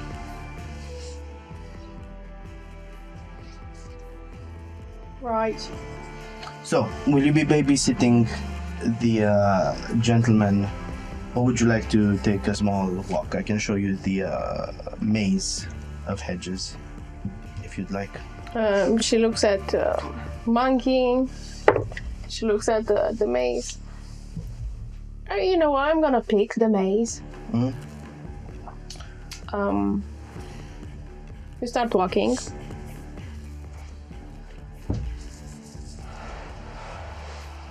And walking.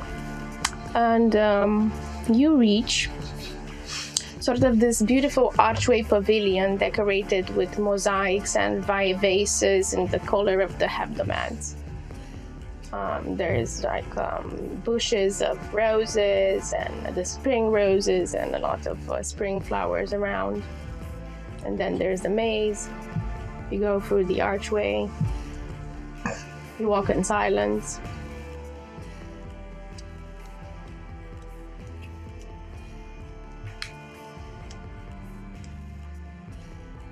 You know where you want to get. You are very fixated on where you left to get there. And these people around us that we've gathered can be who we get there with. I think there is a chance, and we should make bloody sure this is how it turns out. He steps up very closely up to her.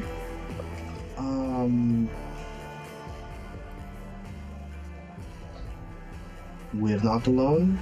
You're not alone. Accent gone. We're not alone.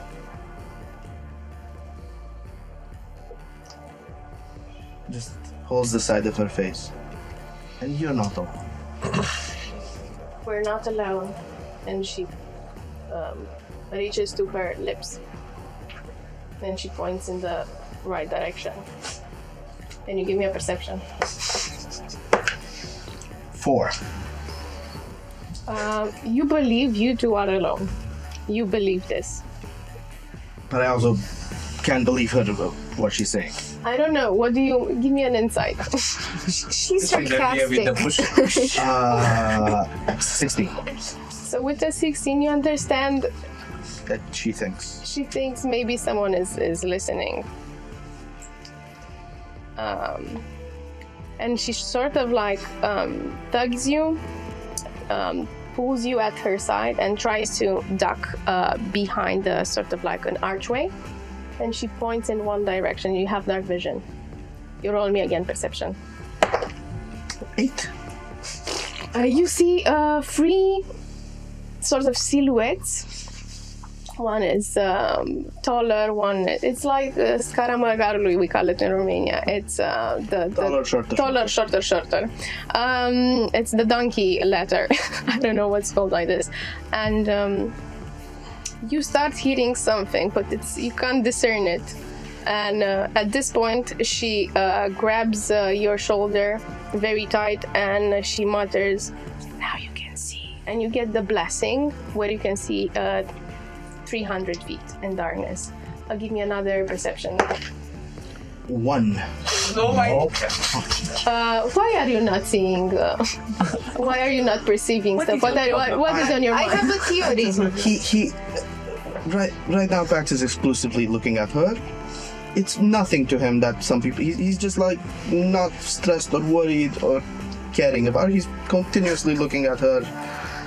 For him, is just this interaction is continuing. She leans very, very close and says, Max, why are you looking at me and not in the direction that I'm pointing you towards?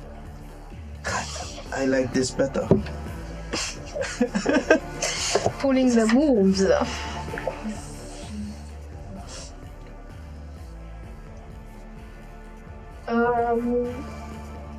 Please describe for me what is over my shoulder. Give me a persuasion with I like this better. 23. Okay, let me just see how in my mind I construct the scene. So she leans into Take notes. Leans in, listens. and she says, say it again. Tell me, what is over my shoulder? She leans into and whispers in your ear, it's the free princess. And then she kisses you.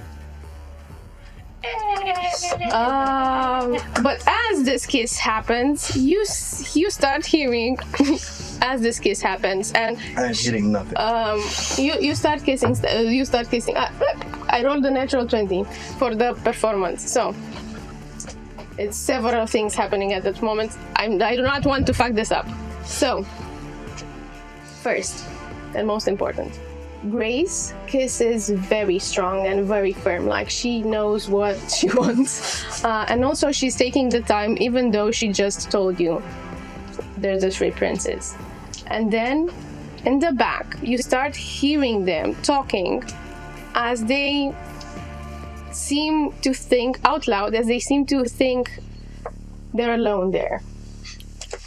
And you hear the sort of baritonal voice of Prince Philip. So what do you plan to do, dear brothers? And then there's this Prince Philip is the tiny one. He says, "What do you plan to do, dear brothers?" And the Prince Charming of the whole district, Prince Finian, he has this baritonal voice, and he says, "Do not concern yourself. I have a plan on how to come successful on this day." And then the middle one, Prince Embrick, says, "I shall find a way too." And Prince Philip says, I have a plan. Do not worry. Like, I have a plan. My horse has 3 hearts, guys. My horse has 3 hearts, and another one's not with this again. No, listen. Like, my horse has 3 hearts, and it runs very, very fast. Very fast. Like the wind. It runs like the wind. And I discovered this. You remember when I tried to run away 1 month ago because the trials were coming and I was very scared? And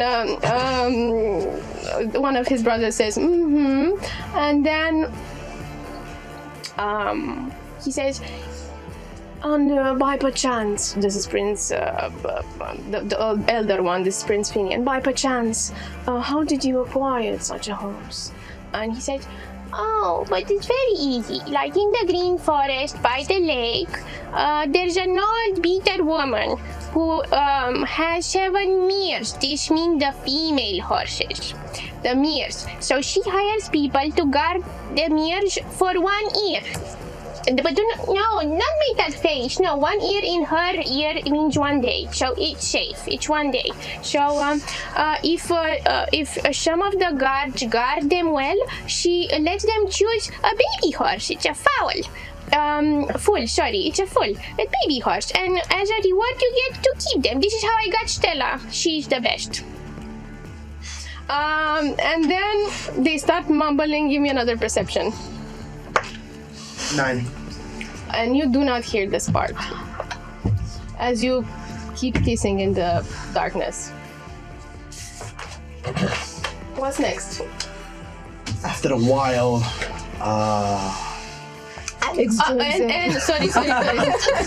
Sorry.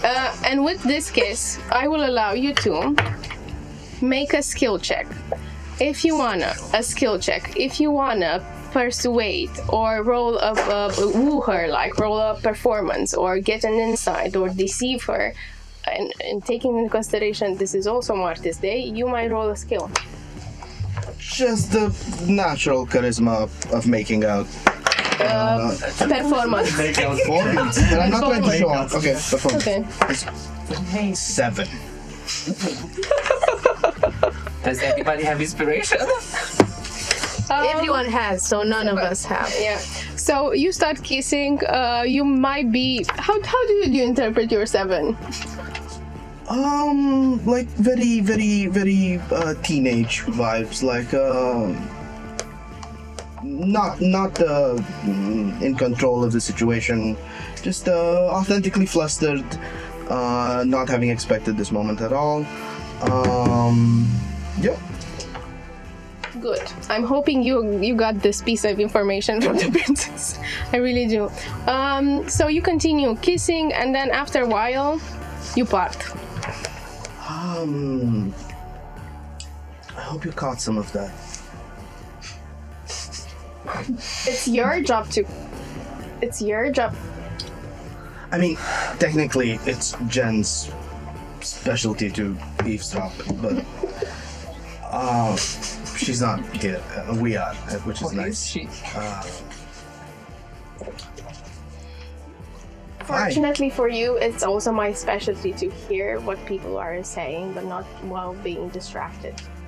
I don't think this is good. I don't think it's a good idea. Me associating with someone like you. I think we can investigate that notion by trying again and see if. Persuasion. No. 8. She shakes her head, and she like a sort of like snaps out of it, and is in the moment. This is very bad indeed. I shouldn't. I'm sorry. I'm sorry, Prince Evander. I'm sorry. Bad how? It's terrible. Just terrible. And she does just backs down, still facing you. It's very terrible. I'm very sorry. What? She sort of like does this curtsy and then darts. What are you?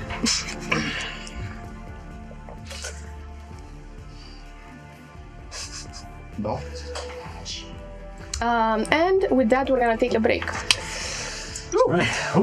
To see the night flows by and the morning comes, and we're gonna go into Mercury's Day. So we're gonna find out next after the break. Hey.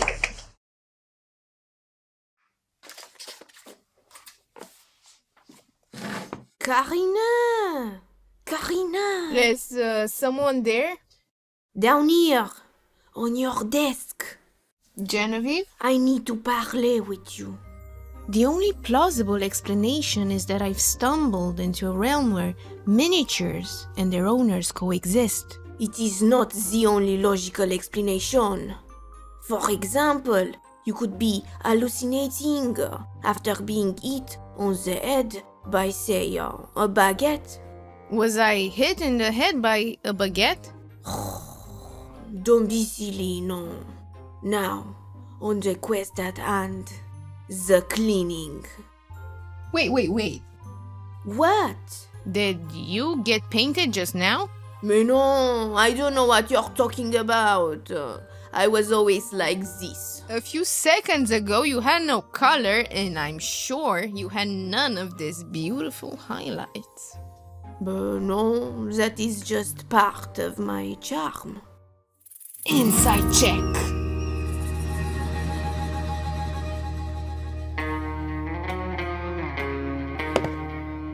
Okay, fine. I've been painted, but this is because I saw your shitty painting skills. How dare you? I'm an artist. But actually you have very cool shading and reflections, and look at this cute bow. I can never do stuff like this.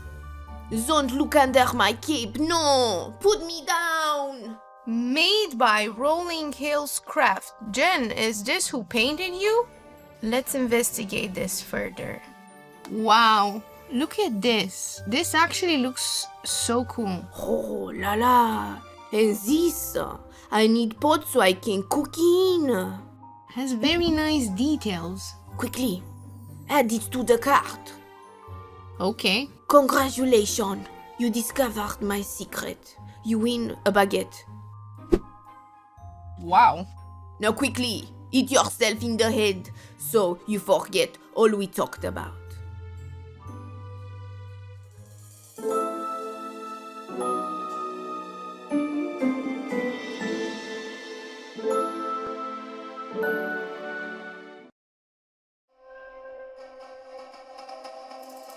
Like and subscribe, dear viewer. Like and subscribe. Not that I wish to imply you've been sleeping on the job. No one is more deserving of a break than viewers, but all our efforts on this channel would have gone to waste. Unless, well, let's just say your moment to like our videos has come again.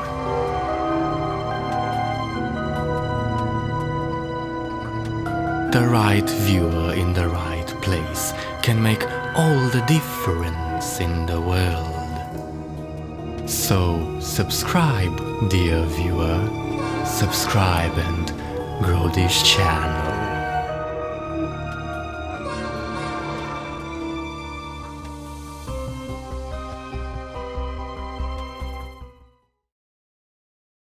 Welcome back from a break that was very, very enticing for us and for you, we hope as well, because we had the Rolling Hills Craft advertising, yeah, and it's very cool with Jen and the miniature talking. Did you see it? And Lerden, like me, like what's it called? The G. Half-Life. Half-Life, but what is called the original game? Half-Life. Half-Life. Mind blowing. So. Coming back to VIM, the Tale of Immortality, our adventurers have danced, kissed, wrestled, steal food, and gave it to the orphans. But we return after a night of restful sleep, I hope, because everybody was very, very tired. And we wake up in the day of the Mercury, the day known as the Mother, that is dedicated to well-being, to vitality and purity, to uplift the potential of the physicality of well-being, and also some other small flavorful stuff that you need to discover. And as we wake up, we start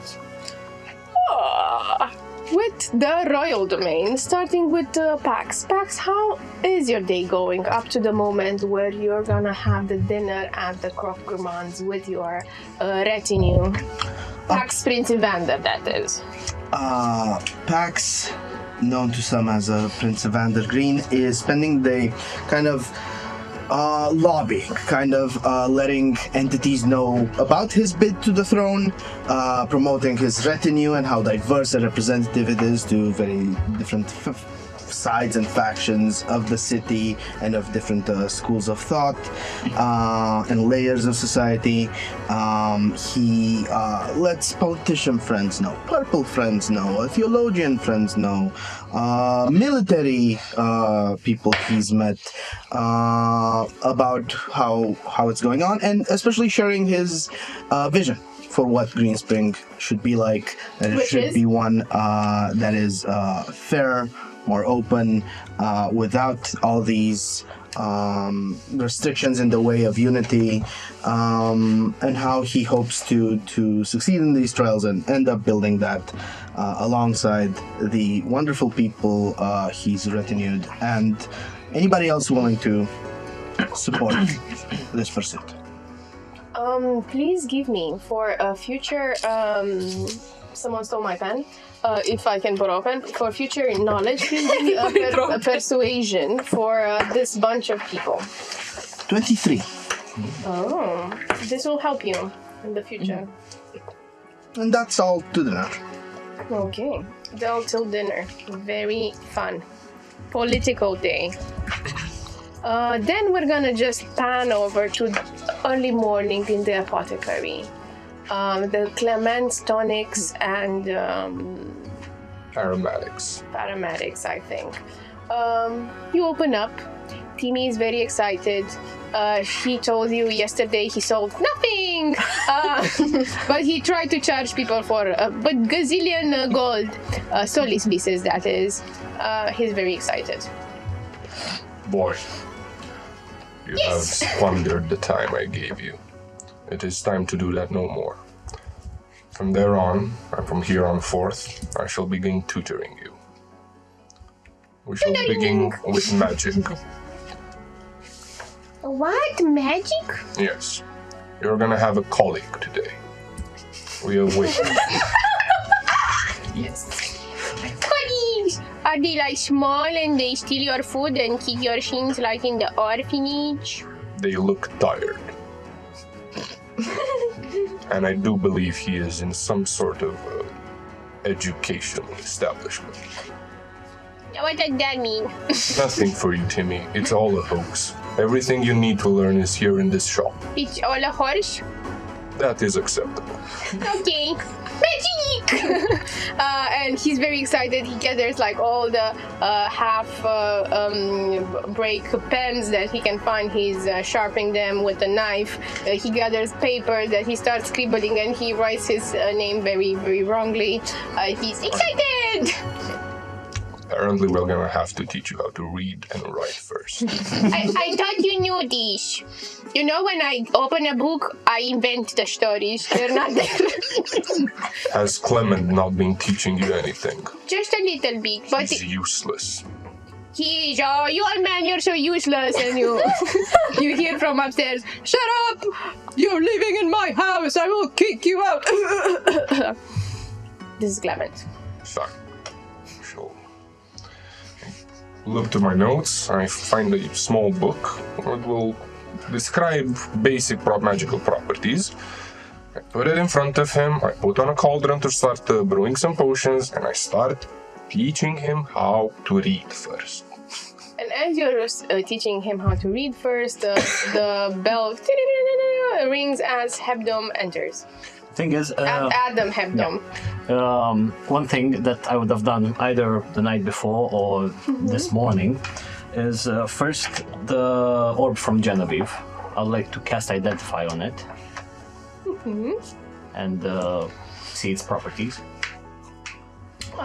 So you cast Identify on it, and it's a very powerful magic object. I'm gonna send you the details via Karina. And it's a very, very powerful magic object. It requires a lot of magic. It's hungry, it's barren right now, but it also does wonders. Okay. What you I need see to there do is with a lot this of, bit, this bit, just read it. Just fund me for first level spells or 2 level spells or 3. That's mechanics. So after you sit with this, you make some notes. You're gonna revisit them afterwards because it's quite of a complicated object. Sure. What do you do with the? And then, knowing that my mother, she works during the night in the midnight university, I'm guessing I do find her around in the morning, and I would spend some time with her, tell her what's been happening in the situation I got myself into. Okay, so we're gonna roleplay that bit later because she's sleeping right now. You have early hours with Castiel over here, and then we're gonna go back to your mom and your exam. I enter his shop. Morning. You're late. Still? I am a little bit. But I will not be giving you the coin back for the wasted hours. Speaking of that, is it possible No, to pay you at No, I am running a business. I am not running a charity. It doesn't matter what Grace told you. If you want to be thought, you will pay. Everyone needs to pay. I'm tired of this trope. Fine. It is. I'm still planning on doing that. Just that I didn't have time to gather the finances from my mother. You see Castiel, his eye twitch. But I hate this. I assure you that I will pay you, and also I will be adding interest to that. Every day that goes without payment, 5% interest. fine. Good. Now, how much transmutation do you know? I do know its basics, the theory behind it, but unfortunately at You study from... Purple University, in terms of actual practicing our magics, we are quite limited. Yes, because that university is a hoax. Your coin would be better spent in my shop if you want to actually learn something. If you had the coin, that is. Well, I'm curious first. Let's see. Fine. You're We're gonna start teaching teaching. The spell you want to learn is to enhance the physical properties of an object. Increase or decrease its size. Yes? Size and mass. Fine. He will guide you to an antechamber. It's, again, very cluttered, full of ingredients, but you will see a table before you, and on the table there will be 2 vials with various liquids in them, and 2 critters in a box. They don't look normal. They seem to have at least too many limbs. Start saying. So, give me your spellbook. Sure. He writes the spell down in your spellbook, hands it back to you, cast that on the object. Okay. I focus all of my knowledges trying to interpret the symbols, and everything to cast it. I'm not sure, That would be your first time casting the spell. Yeah. The object will probably break as you don't quite have enough experience with the specific spell. Cassio will tell you. The first thing you need to learn is that the magic has to be distributed equally. If you put too much magic in the vial inside of the glass, it will expand too fast and the glass will break. If you put too much magic in the glass itself, it will break as well, as it is not built to handle such tensions. You must distribute it evenly. Now, that goes even harder for living things. You see him point at one of the critters. He will start chanting the magic. You'll see as the critter starts engorging, but the head will start engorging a bit too fast. And as it engorges, you'll see that it pops, splatters blood everywhere. That is even harder for living beings. They have tissue, blood, bone. You must be careful in distributing the magic at all the places at the same time. If you put too much magic in a certain place, its blood will expand too fast and the body will not have the capacity to adjust in time. Your day will be spent breaking my vials and killing my critters. He puts a hand in his cloak. He takes some sort of bit. You see that he starts shaping it, and by the end, there's a sort of insect in his hand. All it does is that it screams at the moment. I'm just providing SFX. If it dies, you're gonna have to try again. You're gonna keep trying until the vial is stable and the creature yet lives. And I'm gonna be here to guide you. Right. I have to say that your methods do clash a bit with what I've been taught, but hey, if the results work, then... It's all entirely up to you. I can give you the raw materials for it and the guidance. Your capacity for magic is not my concern. If you are strong enough, you shall do it. But since you paid more, hands you a small tonic. If you need inspiration, take a sip before casting the spell. Interesting. I'll keep that in mind. Thank you, Castile. What does it look like? It's a gray-colored liquid, and upon you taking a sip from it, you'll be able to guidance yourself. I think so. And for the remainder of the day, I try to learn this spell and probably failing, trying again, finding all of the right ways to distribute the magic towards the entirety area of the object or / insect, as I've been taught. Yeah. And by the end of the day, Cassie will grant you another critter. He says, you will use this critter in your exam. If you are to be successful, the critter will live and you will return it to me. If you're not, well, what can I say? No refunds. All right then. Failure tax. Okay. I get to continuing casting and practicing for the rest of the day. And I shall aid him however I can using my own magical expertise. And judgment. And as you continue, Timmy obviously doesn't have any magic powers, and he says at some point, I can break stuff and enlarge them, and he goes and pops an insect as head as it squeezes it till the blood just fills in and pops their head.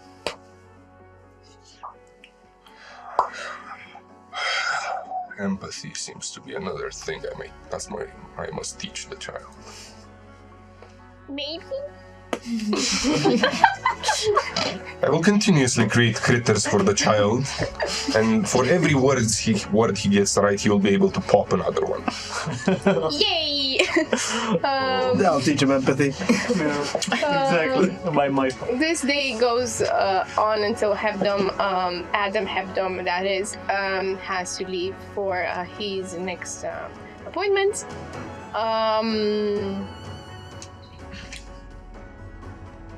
And we're gonna go towards the Croque Gourmand. Okay. Yeah, it's pretty early. And early in the morning, Kate is waking up with a dove just backing at your window. This is a strange dove. It's orange. It's orange. Okay. I'm pretty sure my ravens are black. What are you? Do I make the connection between the dove and Mercurius? Give me an intelligence. You're a smart girl. Come on. Street smart. Street smart, yes. Yeah. It's wait, not the save. It's a check. What is it? It's a 10. I've just woken up. You just woken up. It's a purple. It's an orange dove. It Okay. backs. I'm going to try and open the window gently that in order not to scare it and see what it wants. You open it. It flies inside. It leans on your shoulder. If you poop, I will scream. Then it transforms. Does it crush me under the weight? You feel this worm light just engulfing you. It's sort of light that you encountered a few days ago or 437 years ago. You're not sure because the timeline is very loopy. And you see hugging you the motherly, loving presence that is Mercury. I'm just awkwardly holding my hands. She probably caught me in a weird position when hugging me, and I'm like, okay, this is awkward, madam, I think. You can call me Mother. No, thank you. Can we? And I just try to push aside from her just to face. She faces you and she looks at you with gleaming gold, pure gold eyes, and she says, I've come here for you, my special child. My special child, blessed by the sun and the moon, by the stars themselves. Wasn't Gregory supposed to be a special child? Do you have many special children? Just Not walking as special around. as you are. Why does everybody keep telling me that? You know, I had the same visit from Martha's, who is, well, not as nice as you, but... Well, should you not concern yourself with that awful, unbalanced, unloving presence? Okay, unloving, unbalanced, but you chose to help him when we were in the Tomb of Time, if I remember correctly. I chose to help my children. And how did that work? Because I was pulled out of my time and I'm here now, not knowing where I belong. As you say, how did that work? She opens the window with the gesture and she shows you the outdoors. She's trying to show you Green Spring. Right. This is a age that allows my children, the humans, to prosper. It allows I'm not cast aside races to prosper. That allows love and caring and peace and balance and well-being. But do they really? Because that's not what I saw in the streets. Because the other gods are interfering in our welfare. Okay, so you just want everybody to live in peace while the others oppose you? So how much power can you actually have? Our power comes through faith. Vampire English. Comes through faith. What's a vampire? Faith, sorry, I did it again. Faith. And the more they believe in us, the more power we have to help you, children. And if you, she extends one hand, come with me and become my special child. I can teach you the ways. It feels funny that we're basing all of this on faith and it's something more palpable. And I'm having a hard time having faith in anything right now. Since I barely have faith in myself. This is why you are so special, Kate. Because I'm faithless? Precisely. So how does that benefit you and why wouldn't it benefit the other gods? Because right now, my child, it's your day. You're at the pinnacle. And we can sway you into peace and harmony and love. Or you can go with the other gods that burn and destroy and prolong life for their own benefit. You see, you say that about the other gods, and I know Marthas is a prick because I've met him twice now. Not the other gods. We together, the 7 astrals, the Hebdomads, we're one god. I'm not talking about them. So who are you talking about? The old gods that you freed us from. You freed humanity from. Obscuro. I didn't do squat. I didn't even want to be there. Kate, not you entirely. guided them. I guided them, yes. You guided them, untied the knots that cling to our existence, and held us in that place, in the Tomb of Time. Held magic in stagnation and held us tethered, unable to help, unable to love, unable to bring peace. So if you say you're just one god, you, the 7 astrals, why should I choose you and not the others? I've already said no to one of them, and it cost me dearly, and now I don't even know what to do. I don't trust you. You just have to say yes to one that makes you feel proper. There's no rush. If you do not feel a connection with me, the mother, others will come as well. It feels like such a rash ultimatum that is just thrusted upon me. There's no, you can take all the time. Do not make a rush decision. I just wanted to come here, support you and offer you my love.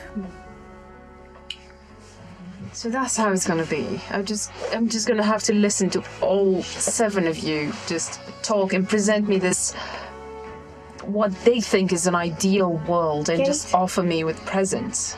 She takes your hand. She tries to take your hand. Based on what happened to Martis earlier, I'm not gonna... I understand. It's as simple as you do not welcome them in if you do not feel safe with us.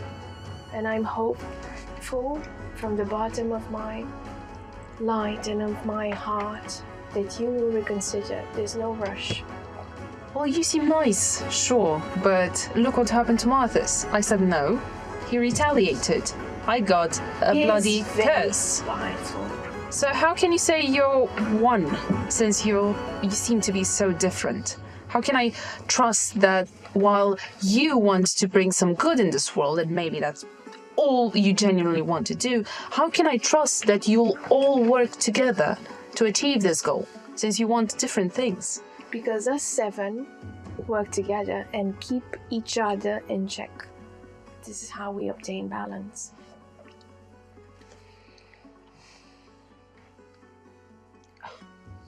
It's too early in the morning for this. You know what? Take your time. Others I will would very come. much like to take my time. And Bye, my child. Dove, this time white, flies off the window. Okay, apparently the coloration is gone. What do you I'm gonna head downstairs and just scratching my head because I'm so conflicted in what needs to be done. And also wondering about the old gods and how they pose a threat to this world, and what have I gotten myself into when I stole that map? I should have never stolen in the first place. Who do I see downstairs? Give me an insight before you I'll give you an insight. go and see downstairs. Nope. It's a 6. Okay. Still The map, taken it aback. was something important to that map. But nonetheless, you see Talara and you see the 2 ravens there. Tala and Tarek. Tala and Tarek. You see the 2 ravens just perched on a table near the squirrel that has no near a squirrel that has no tail. It seems to be lively and playing with them. Oh, a squirrel. I understood the scroll and I didn't. Squirrel. Squirrel. Squirrel. Squirrel. Okay. The small creature from the woods that eats nuts and is in Ice Age.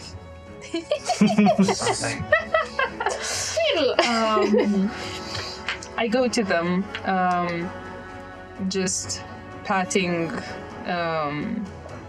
Tarek lightly on his tiny head, like with just a finger. And then I get an idea. Bless you. Bless you again. Bless you. Please don't sneeze over our food. You have already some omelette prepared on the countertop of the bar. Well, I don't know what you're preparing in there, so I'm not taking any chances. It's on your side. It's on. Yeah, Okay. Your side, yeah. Yeah. Oh, I didn't know Kate. Jen was also downstairs. By smell, it seems she is, and she has left you an omelette. Does she smell horrible? I smell lovely. But just, I don't know, looking at the 2 ravens, I get an idea. And I take out a piece of parchment, write a note, and strap it to Tala's one of Tala's legs.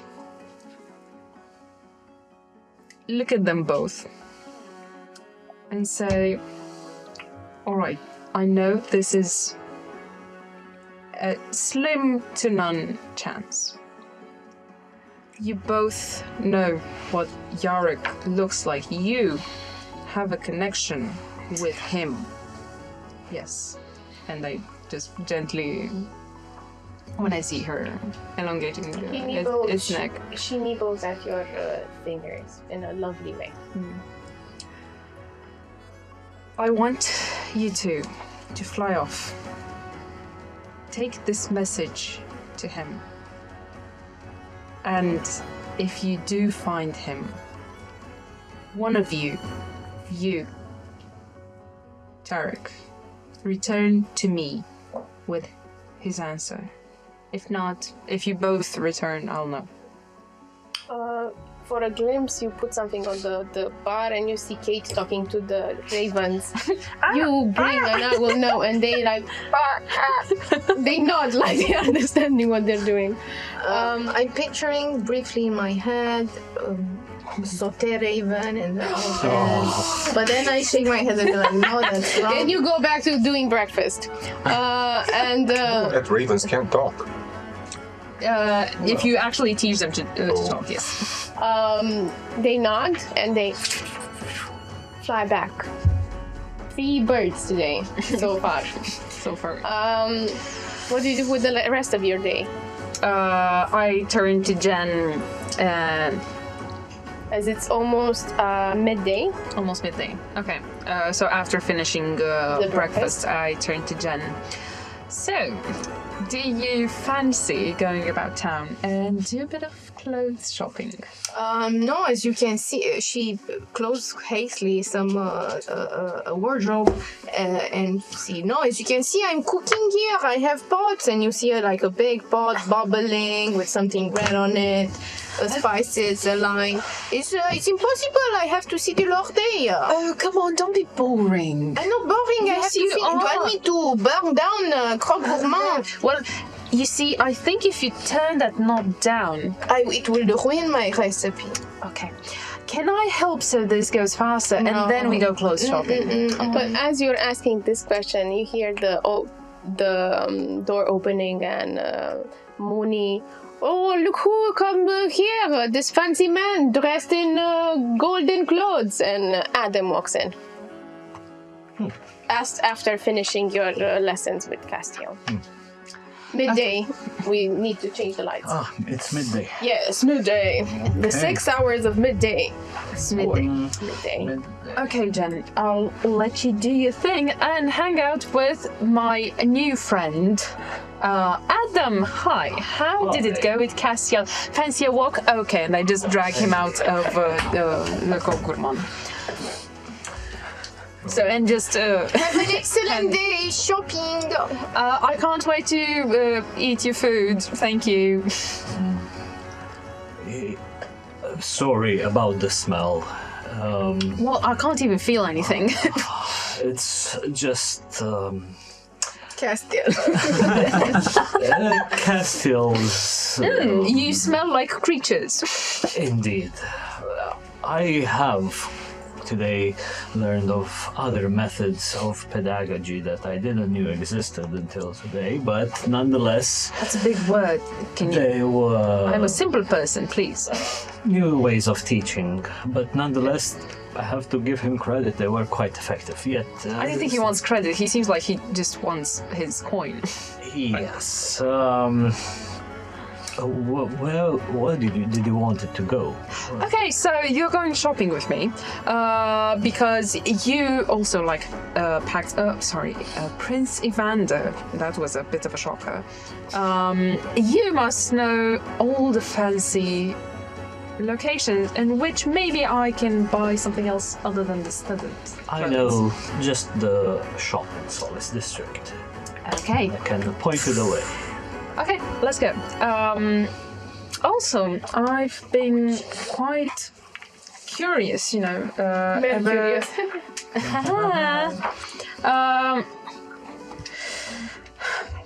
What do you have to do to get magic? That is quite an interesting question you pose there, as there are many interpretations of it. Okay, I don't have time for all the history, because, Well, first of all, there are those who are born with magic within them. And how do I know if I'm born with magic within me? Because, let me tell you this, I've been visited by Mercury this morning. And Elvish. Okay. This morning, just like Martha's, only he came at night because he's a creep, apparently. And again, telling me how special I am, and that they want me by their side, and I don't know, as opposed to the old gods who are bad. And I'm like, we didn't. Question for the DM. I know the gods are quite present in this setting, but are they that present as in they come towards people who are not Sometimes. faithful? And so it's No, like no, rare, that's or... very, very rare. Like, some people have connections to the gods Yeah. or see them, but having two gods coming in a row. Oh, okay. You never heard of this. Okay. Maybe to the queen, I don't know. Yes. So I'm starting to believe that maybe there is something about me. But I have no idea how to explore this.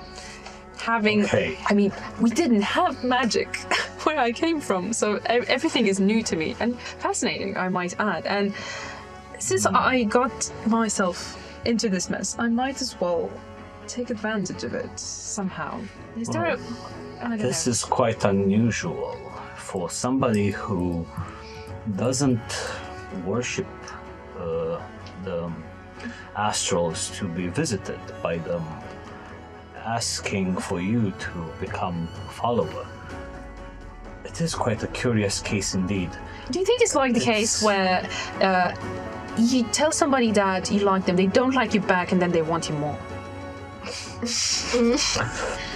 I don't know what to say, as my social skills are not my forte. Oh, we can work on that. Mine, well, aren't either, but... I guess we can definitely learn from each other, as if you're curious in pursuing what is the dealings with the astrals, well, I can say this is one of my fascinations as well, as Okay. to be honest,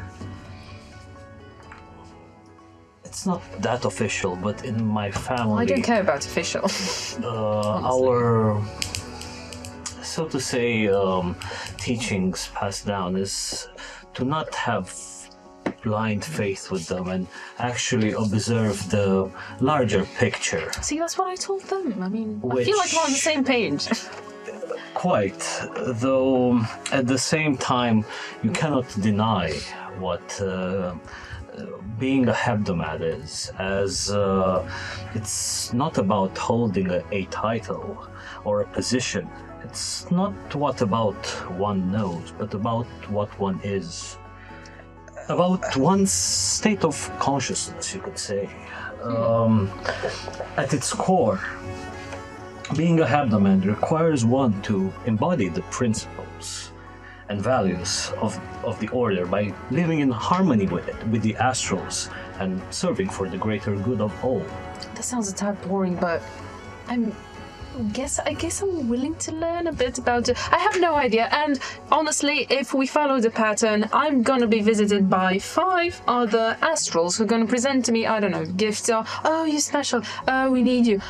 We are one. We want harmony. I don't even know what I want. I just want to maybe fit in, not entirely, but you know. I see. Also, Well, how do I know if I'm magic or not? I want to know if I'm magic. Am well, I mean, I'm magical, you might but... remember a few nights ago, I think the night of the attack on the Midnight University, that we were stopped by those folks that were identifying people for magic within them, for wild magic. Oh, wild magic. That's they one did way it. to get checked, so to say. Though we didn't that night, since She did, I think. Or No. no, Jen. What did Oh, yeah, what you did I did. checked? the night when we got checked for Never magic. mind. as well. because Yeah, just Jen got checked. I think I didn't. You didn't. Is something bad going to happen to me if they discover that I have wild magic? Tell me this now. Then they will probably test if you have control over it. Oh, okay. I don't want to be tested. I'm not an experiment. except for maybe Cassiel when he pulled that map out of my hand. But True. I Though wonder if he has any means of testing me for wild magic. possibly. He's quite resourceful, as I saw. Oh, he's gonna want money for it. I mean, Plus that. if I let him study me. But then there is also the other way of learning magic, which I've done through studying. It's a process that would definitely test your patience, nonetheless. How long does it take? Like 1 day, 2 days, a week? Please, no, not 2. I'm not sure. In your case, since there is this strange favor, this strange feeling that you've been favored by the astrals, it might come a bit more natural for you. I am a natural. Thank you. It's a theory, though. There's still a lot of paraxes and formulae that you need to learn. Excuse me. Paraxis, it's What is it? okay. You are talking nonsense to good friend of mine. I'll teach you in I was time if you jealous, wish. Though I need to start somewhere. I'm sorry if I'm making it difficult. It's hard for me to concentrate when somebody talks. you did say that you still don't know, so to say, about yourself, what you wish to do. Well, the way we are taught magic, it involves many things, not just the practical casting, but also teaches us philosophy, internal introspection, and many other things that helps also knowing yourself and the world around you better. And probably hopefully through that, you would find some, peace, meaning, a goal. Right. Well, I guess I have to find my goal in this new land I'm in. Right now, I'm trying my best to find out if my best friend, we were talking about Yarek, and to find out if he's still alive or not. And I've sent my ravens after him. I don't even know if that's gonna work, or if there's any other way, or if magic can help me. Maybe Magic can definitely help you. How? To be honest, even I, after so many years, not have gotten to the point to knowing the higher leveled spells, so to say, higher tier ones, which require way more knowledge and understanding. But I know that there are some spells out there which help with this. Can you take me to classes with you? Or maybe introduce me to someone that could give a crash course, maybe? Let's do this. Let's go get your clothes. And afterwards, I invite you to my estate. And I get to meet your mother. Oh, that's nice. I bet she'll love me. yes. And I can spare some books I have that help with at least the introduction part, and to get an idea of it, what it would involve. All right, let's get fancied up, and then we'll go read some books, and I'll pretend I know all the words in there. So very fast, you go towards your estate. I would first stop quickly to get some clothes. You first stop. It's very fortunate because Midnight District, it's right next to the Sunrise District. You go first and stop to Soluk's shop, which is a shop specialized in garments for the Order of the Hebdomades. So you see like this long golden robes and stuff like this. Green, the sort of things that Adam wears. I would probably know some others. Yeah, I mean, this is where I get my clothes from. But they're in the Purple District, so you have to make the detour. Well, I present her this robe. If it's not for your style, then we can. You find there a nice, also, on the back of the store, you find like a nice golden dress. that is less of a robe and more of a fancy dress that you could wear borderline to today occasions, not necessarily just special occasions. Okay, I'll give that a try until I can find something. Maybe not tomboyish, but Kate This is likes definitely her not- dark clothes. Not the place. Not the place. No. Okay, let's take this and maybe. Okay, let's take this and maybe. Your mother won't frown upon seeing me like this. I mean, it's gonna. Allow me at least to pay for hello, that. I'm. Oh, that's so Don't sweet. pay. Thank you. He So you do paid, have coin. you're not there. So he pays. TV following them. He has coin. It's actually Castiel following Adam. You have coin. He pays for this. You extract the sum I'm gonna give you afterwards. The total payout, and you go inside Hebdom's manor, which is a very gorgeous manor with the two roads heading from a back entrance and an front entrance, and with a lot of golden apples, and it has a terrace and a device that he uses to explore the skies. You don't know what that is called, and he welcomes you to his home, and you have see for the first time Hebdom's mother, Melinda Hebdom. Adam's mother, Melinda Hebdom, and she sits grading some papers on a golden desk. It's a lot of gold with white and cream colors. My eyes hurt just a bit. Hello, mother. Oh, hello. How has been Adam. your day? It was better. How was your exam and transfigurations yesterday? I heard you made a revenue with the prince. Congratulations. Yes, I would like to talk with you on that. This is Kate. Oh, She's how my new lovely. The dress friend. is just exquisite. Let me Thank turn you. around. I make a weird curtsy because I don't know how to curtsy, and I just turn around swiftly, abruptly, and I don't understand why. You look Ravishing, I know. Thank ravishing, you. but you do not play the part. I can play It's, whichever parts I need to. Don't worry, mother. Is this your girlfriend, Adam? No, heavens. I am a friend who's also a girl. Sure, we can put it like that. There's been a lot. I assume protected a lot. Sure, I did Yes. protect him in the battle in the square. Yes, she did. It's great that she knows the cantrip for protection. Yes. And look, I can't we'll go upstairs a little bit for But studying. this is why you didn't get a plus A last time?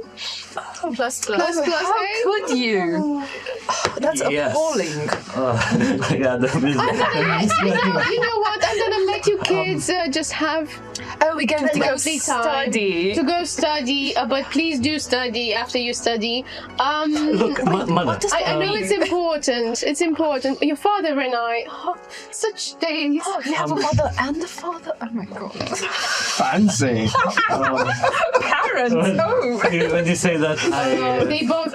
You say this. yeah. They both get very grim. Oh, I'm sorry, it was just a joke. Oh, it's my sense of humor. okay, it's fine. Adam's father has passed. Yeah. Recently. So sorry. I didn't mean to be insensitive. I'll read my papers. Okay, give us a little bit, but I wish to talk with you because the situation I find myself in now, let's say, requires a bit of a financial aid. Peter, and she claps her fingers. A servant named Peter gets you to the terrace. You have refreshments there, lemonade, and a lot of stuff. Sandwiches. As I said, I want to talk to you not only to explain what has been happening, but also a bit of a financial aid. I understand now that you have a girl to support me. How much? Right. Give me a persuasion with advantage because you presented her for a reason. Honey, I need a new breastplate. That dress pays for itself. Oh my god! It went so good for you. A series of fortunate events. Yeah. Skill. Quarter elf heptoms incoming. Persuasion. There's a 16. With a 16, I'm just gonna roll. With a 16, he says, but I feel she says, I feel your heart. It's not really. Do you really want money? And please make sure she's not on like a soulless digger. No, of course. I assure you, her intentions are pure. Well, I'm just a great digger, I'm sorry. would 100 to 47 would suffice? I These pieces, that is. spent quite a bit on some scrolls, which might be a bit more than that. Okay, I can spare you, but I can spare you 200 gold of Solis pieces. Okay. But please just be mindful of how you spend it. Okay. I have given you your allowance this month, and this is Yes, on top of that, and on top of. I understand. And please get an extra 50 for the trials. Maybe you need something to be saved. Let's not. I find a bowl of fruit, berries, something. Yeah. You're not there. You're in another room. Oh, okay. I'm grateful for that, Mother, of course. I'm sorry if I haven't spent enough time with you as I should, but... Well, I think one is important to spend time with a female friend, which is not their mother's, because that's not very healthy. Right. I was scared for you, Adam, as you didn't present a girlfriend so far, but now I'm feeling very joyful, like you're having the... Yeah, I'm gonna leave the house up to you. No, it's all right. No, please. No. Under my roof, not under a stranger's. And she leaves. It's okay, giving you 250 solis, which is gold pieces for you guys at home. And yeah, after that, I go towards Kate. I don't even look at her. I have a cheeky grin on my face. I immediately go grab the books. But your mother seems nice. I'm very sorry about your father. I didn't mean to be insensitive. I'm an orphan. I don't know what it's like to have a family, and my family was actually my clan, and Yarek is all I have of my clan, and that's why I'm trying so desperately to find them. You know that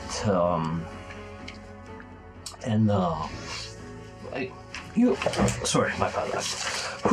You're flustered. I get it. She seems like a strong woman, and I see how she can be intimidated. I was almost intimidated. What you saw in our city, the riots, the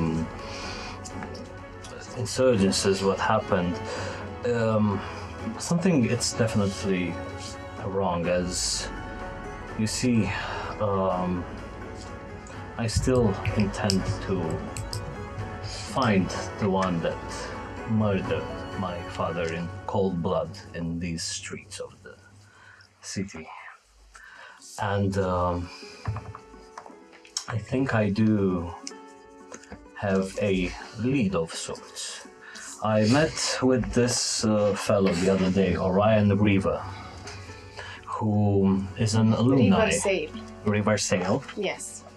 Riversale. Okay. Who is an alumni from the Midnight University, a graduate, so to say.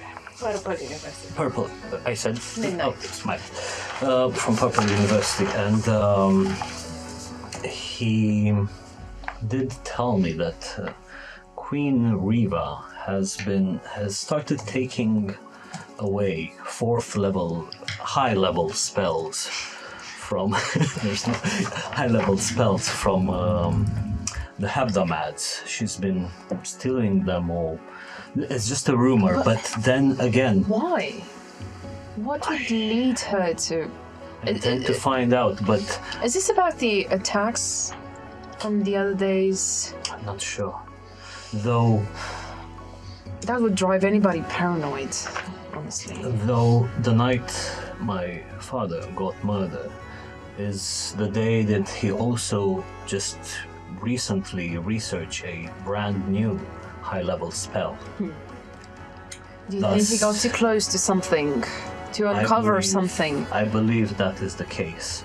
And now with Queen Riva trying to acquire all of the most potent spells there are, She's definitely afraid of something. I don't know what to make anymore, but I'm definitely willing to investigate this. I'd love to help. As soon as I get accustomed with magic and see what these higher level spells are all about. As I said, first, I'd like to just show you a quick introduction, see if it resonates with you, but all I'll say is that magic is a tool, and as a tool, it depends in the hands of that who uses it, for good or for bad. I see your intentions are good, so... Yes, well, I'm not a tool like Shaq was, so... Magic is, and in your hands, I'm sure they will be used for good. And Sure. Puts back, I don't know, a gold piece of something. A gold purse. No, but, the silverware. yeah, I guess we start. You start Yeah, studying. and stacking books, like, Yeah. oh my god, is this what I have to read? You start with the basics of the hebdomadic order, and Adam here starts explaining the rules. Yeah. This is gonna take ages. And we pan out. And we go back in parallel to a few, let's say, hours ago when Jen was in the kitchen after the gourmand, Le Grand Gourmand, and she closed hastily a cupboard. Kate left with Adam. What do you want to do now? I open the cupboards and say, now you can get out. Was that truly necessary? Yes, of course. I don't want people up in my business. The methods are yours. How can I assist? Well, I invited you here to make Sangant éclatant with me, you know. We're gonna do that. Following you completely. So the recipe, how you make Sangant éclatant is you start with the base, which is the same base as the ketchup. Do you know the story of the ketchup, Leo, no? You should know the story of the ketchup. So you don't know your history. So you don't know. It's okay to say no. It's okay, you can say no. I know. Maybe you're not caught up with No, it. yeah, no. Okay. And I ask this as I start to peel tomatoes, and I invite you to do the same, and I'm putting some beetroots to boil. So Valbois was a city with a very strong religious community based around the Church of Enduring. And my father was a devout follower of Obscurum, and he adhered to a vegan diet as part of his faith. But it left him so frail. Many Dampiers, including my father, got by on this vegan lifestyle. However, I believe it to be a mistake. If you look closely at our figure, especially at our fangs, you can see that Obscuro created us to hunt and to eat meat. Mais bon, despite many Dampiers getting by on this vegan diet, my father still struggled. And we never found out why. Sometimes he was so sick he was even unable to get out of the bed. Out of pure ambition or maybe stubbornness, he invented this ketchup, a potion designed to mimic blood properties for energy. He named it like this because, it's supposed to help you catch up with your strength. But it's just this red potion made of tomato and vegetables. Designed to look just like the blood. Silly, no? Truly quite Anyhow, it quickly gained popularity amongst the fanatics. But where did that leave me? Me, my lifestyle. Les gros gourmands, my work here, my legacy, cooking with animal blood. It was still frowned upon amongst these faithful.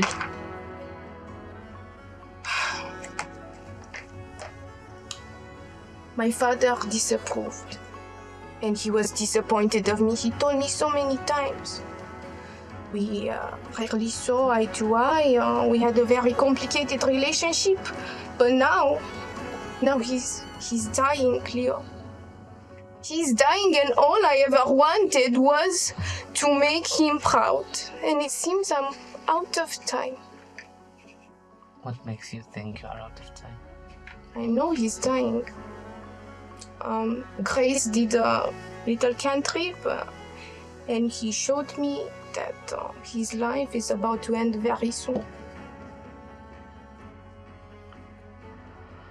Leo will get closer to you,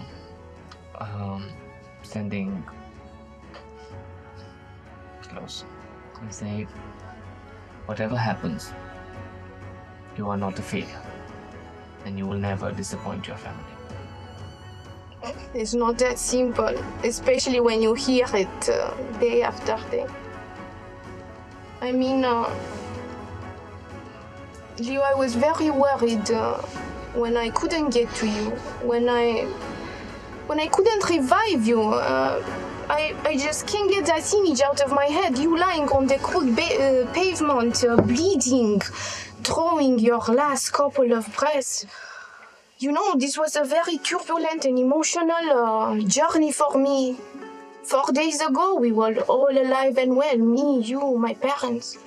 Then I was plucked from my time, and I landed here 400 years later. And then Hugo told me that you died. You died, Leo, déjà. And after that, I find out that you are alive but kidnapped. And seconds later, it happened again. The flame took you away from me. And how could you say you are a failure when you've gone through so many things and are still here? I didn't do anything. It was out of my control. Sometimes the best things that happened to me were those that were out of my control. Gladder still am I that when I woke I saw you. Know that I searched for you, as I told you, every day. And I helped your family until they got to Nocturne Obscure. So they are there? Yes. You know this for sure. Can I ask you something, Leo? Yes. Why did you kill yourself?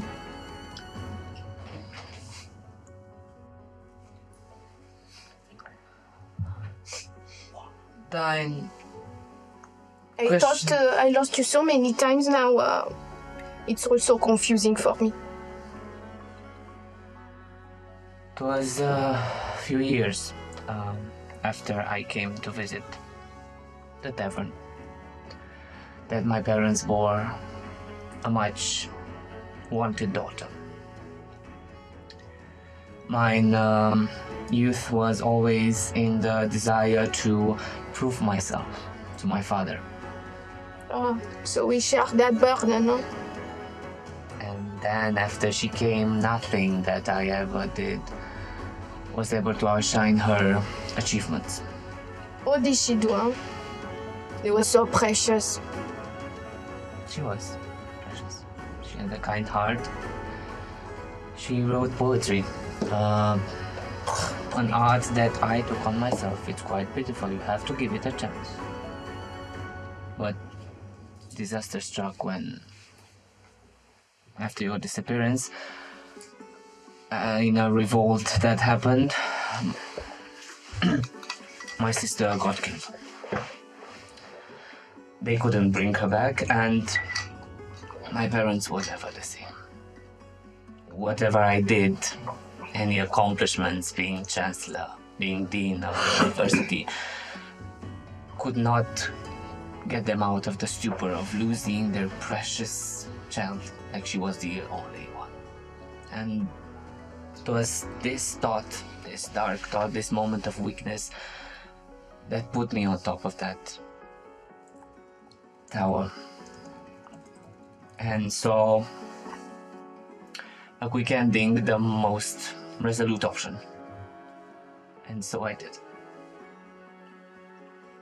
But full glad am I that Lunai and my parents guided me back here.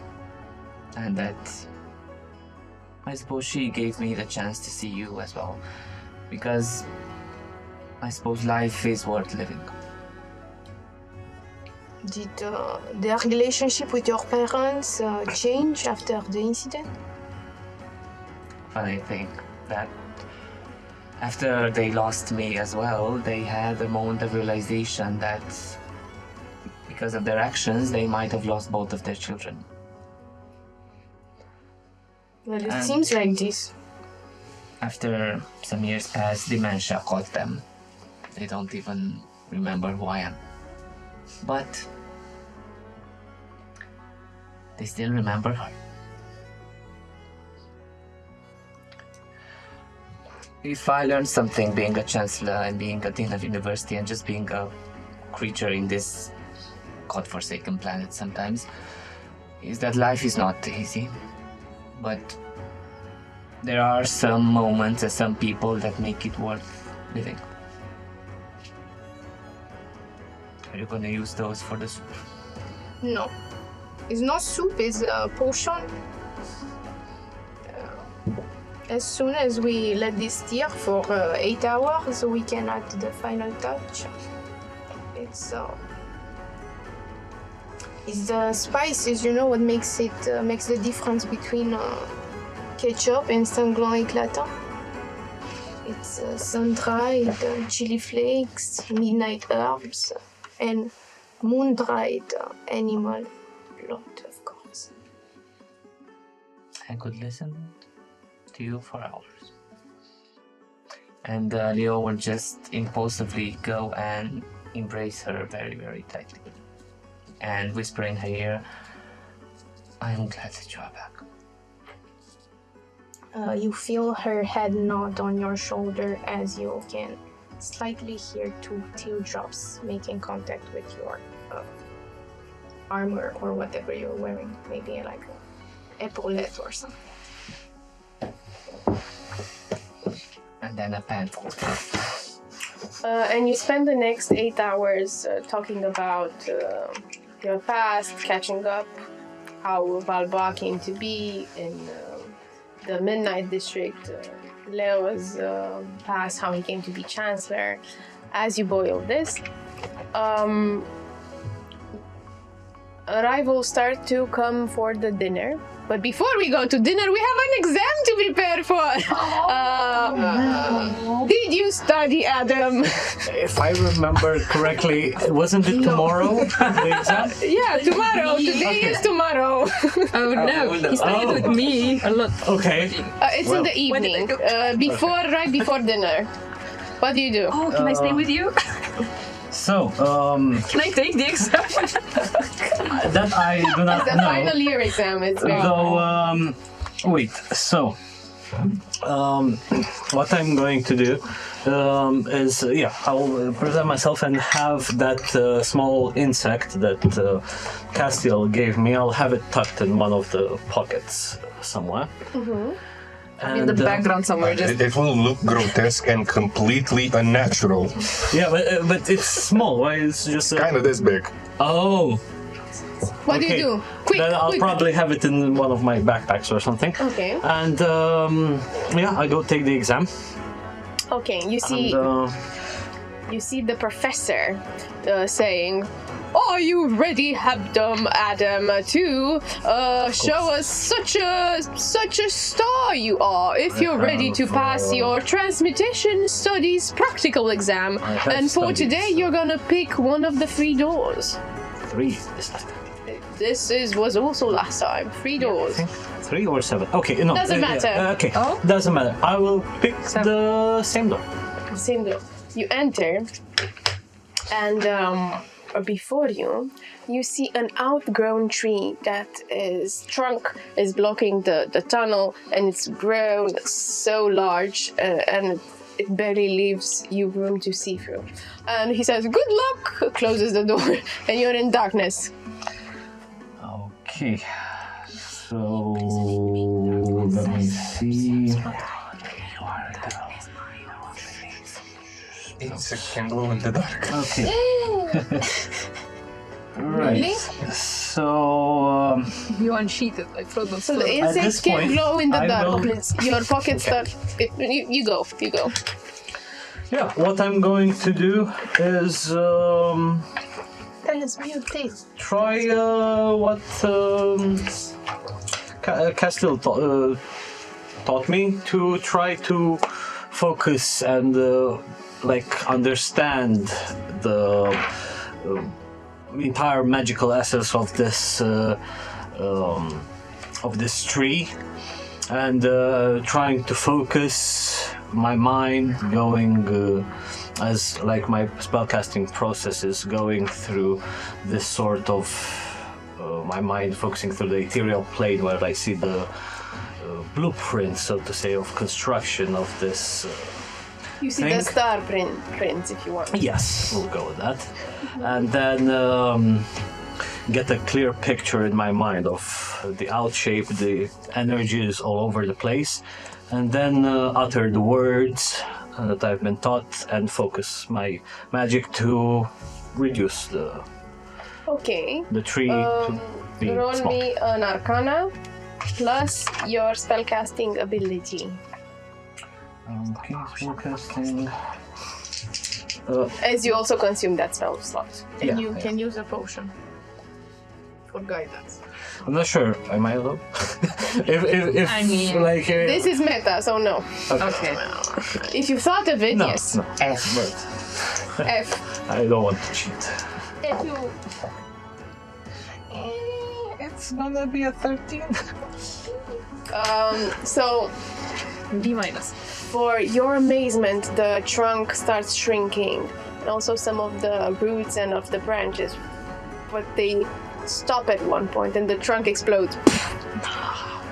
But this leaves you room to pass through, exiting another door. But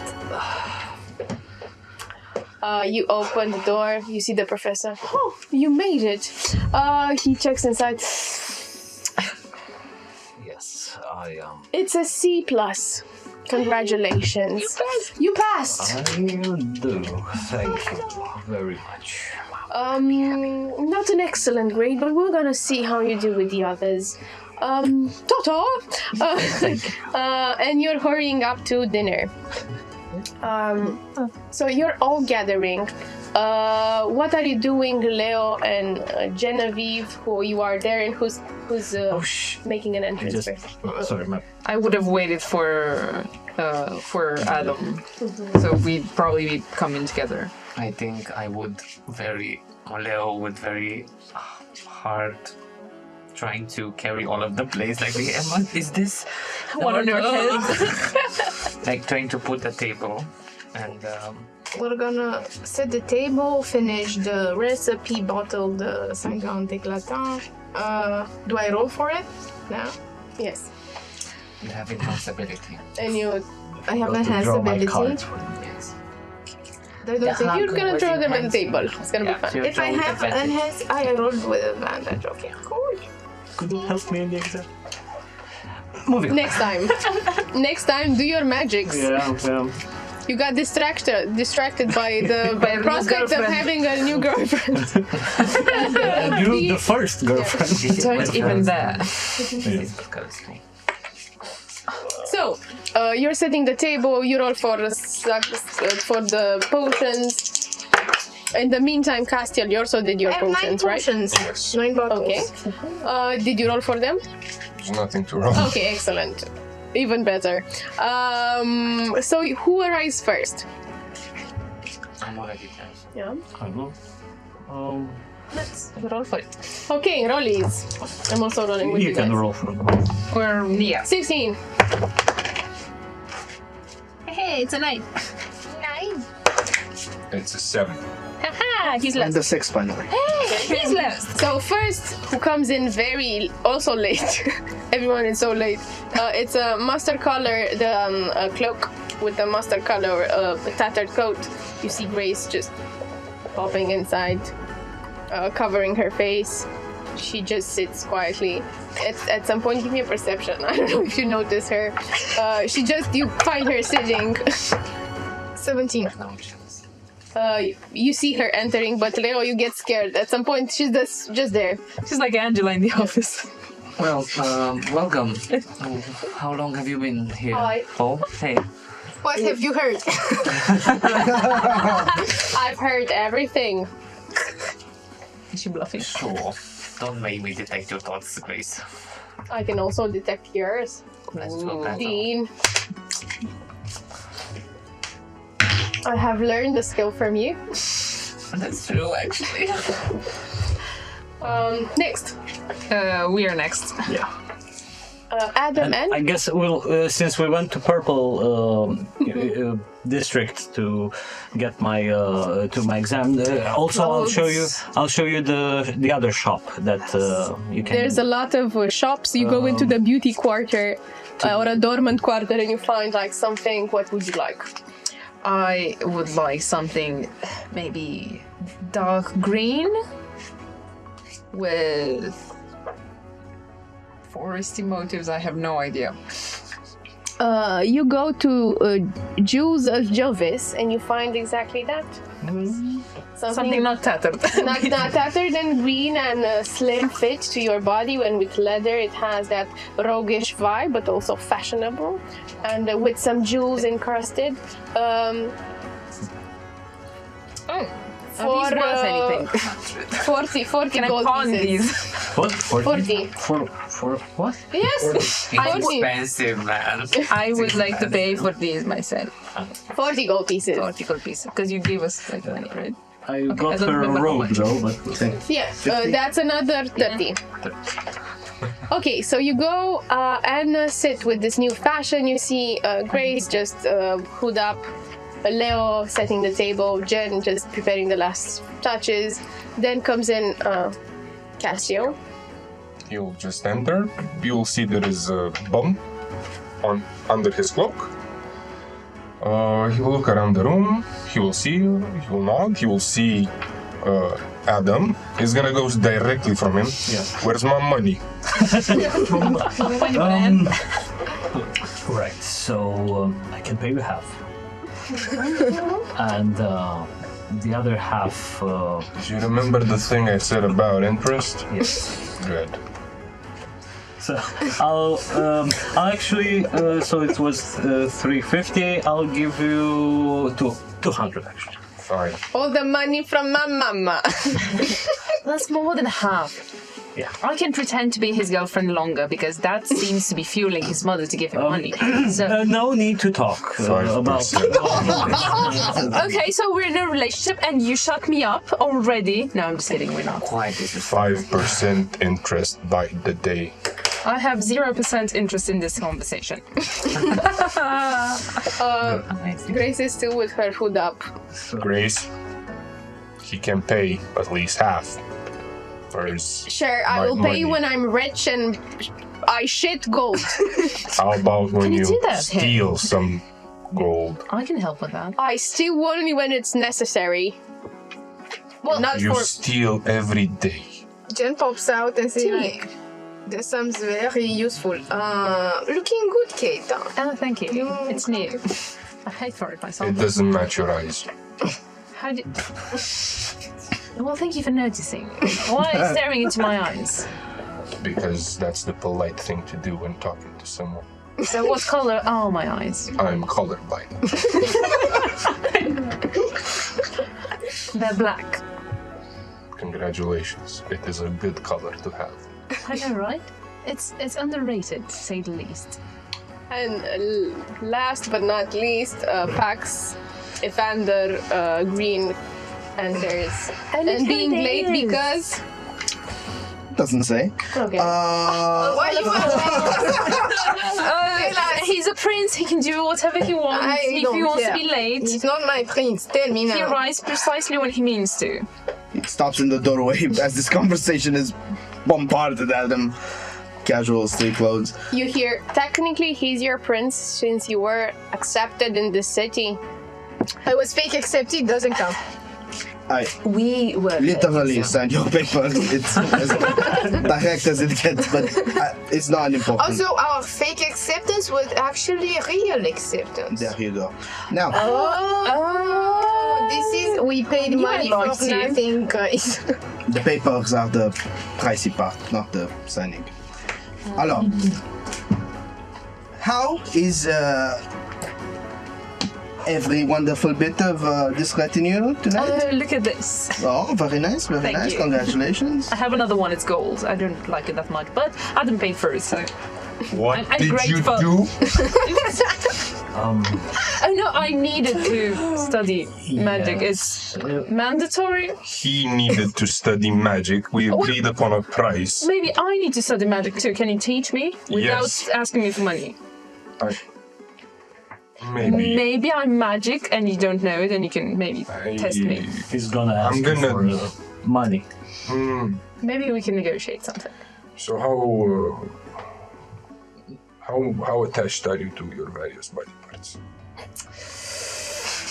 So I need my hands. I need my legs. I'm interested in blood, skin, bit of hair. I mean, I think I have some loose skin around. No, you're not taking anything. Thank you very much. Then money it will be. Oh, really? Okay. You can just Wonderful to see you getting along. pay him later. Oh, I see he's very keen to that. I'm not. He This has hates gone it. about too long. I blame you for this. Oh, there's no You've need to ruined my throw reputation blame. as a businessman. You have a reputation, really. That's what you believe. I do. These appetizers are. I know. Just let me present you. What are these? These please? are the appetizers. A moose bush with delicate foie gras filled with compote and brioche. I want And for porridge. poor people. We don't have porridge. I will buy myself. Oh, you have the poor and We porridge. don't have porridge here. You can give me money though. I am low on funds. I mean, she has been cooking all day out of her own pocket, so... You can watch our others eat if you don't want to partake. I will go outside and fetch some porridge. Does it grow in trees? Where are you fetching porridge from? That is a good I'm question. In curious. the midnight district, there's porridge on the floor, no? I don't think that's I will porridge. have apples. No. This is a lowly establishment. This is I think I have an apple. This is a though. fig compote. You can. What's compote? It's a sort of puree of You see him and you go, No, not on the rug, Royal. please. So why are we here? Aren't we supposed to discuss plans that the other retinues discussed probably yesterday? Still with the hood up, not looking at anyone. why do you have your hood on? That's my business. It is impolite. Not for you. I don't have a hood. You don't have a wood? Maybe you should buy one. I can I make have my one, own see? hoods. Sure. Suits See. you. So why were we here? What's the plan? We are here to share a lovely dinner, get to know one another better, and once we are all very comfortable, discuss indeed our course of action. everybody agrees. You start eating, warming up.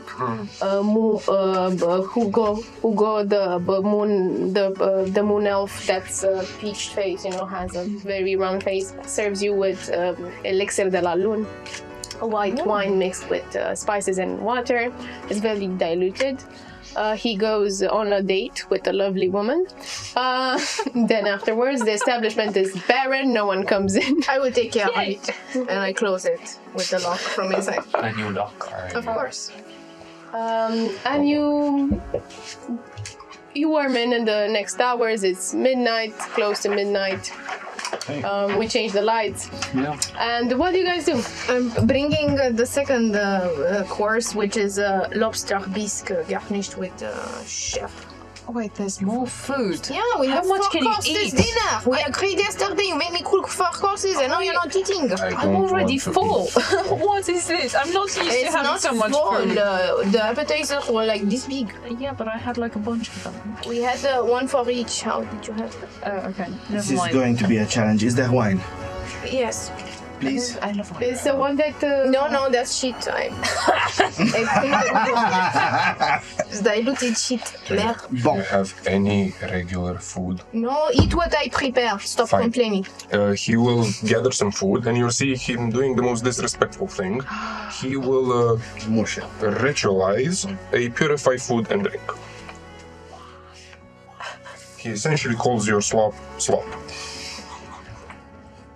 Okay, this is how it's going to be. I don't got my trust eyes you. on you.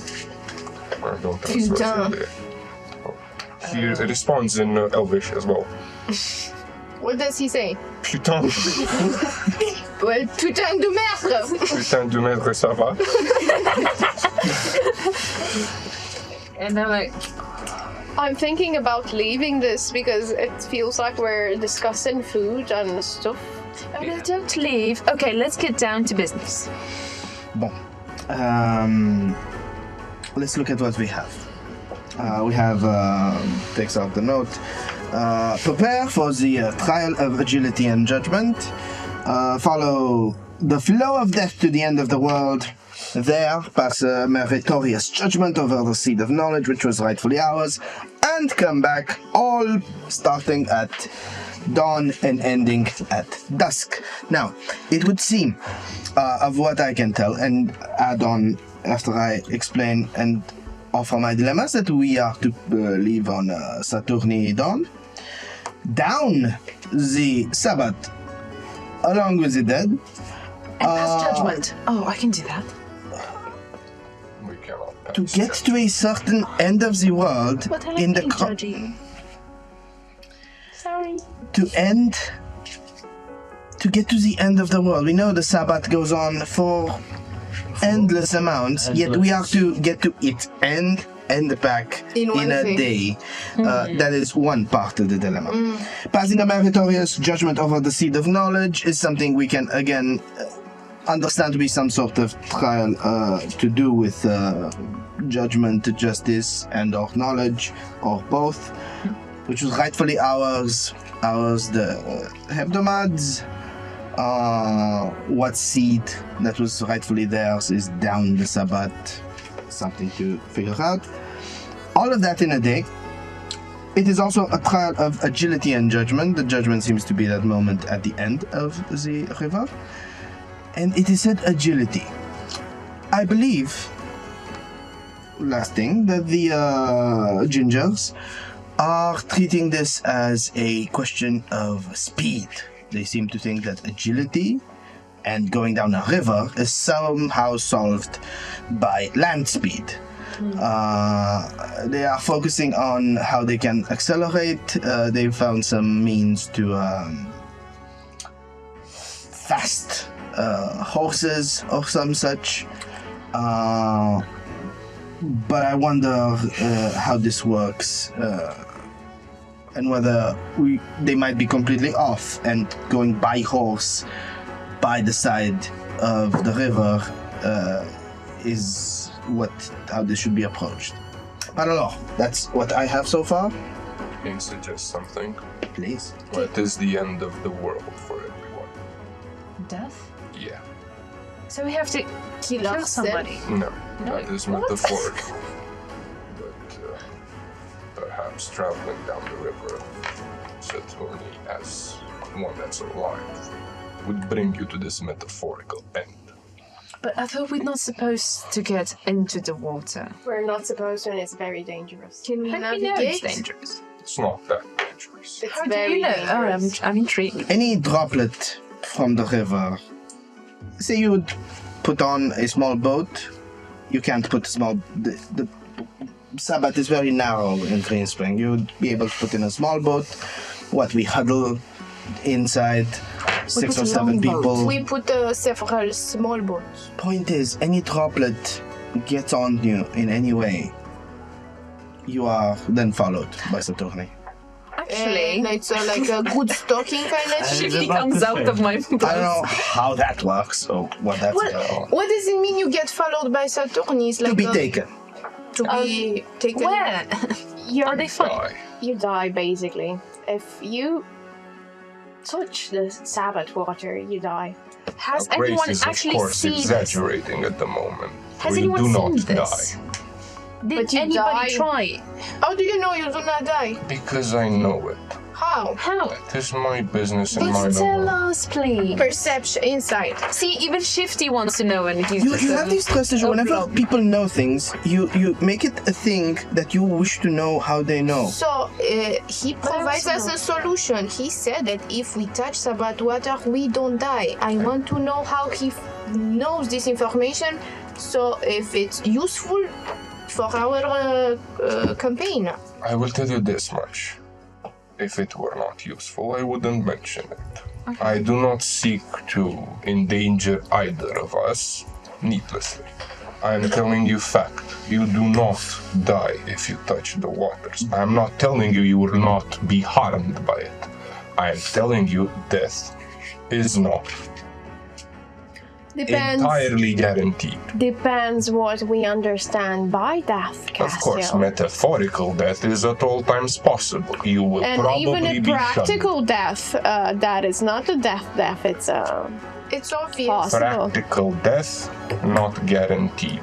It's obvious Grace. you're hiding something, and you both know about this. Let's topic. just, what I propose Why is... can't we be frank and just put all the cards on I'm the gonna table? propose the following thing. Let's just not meddle with the Sabbath water.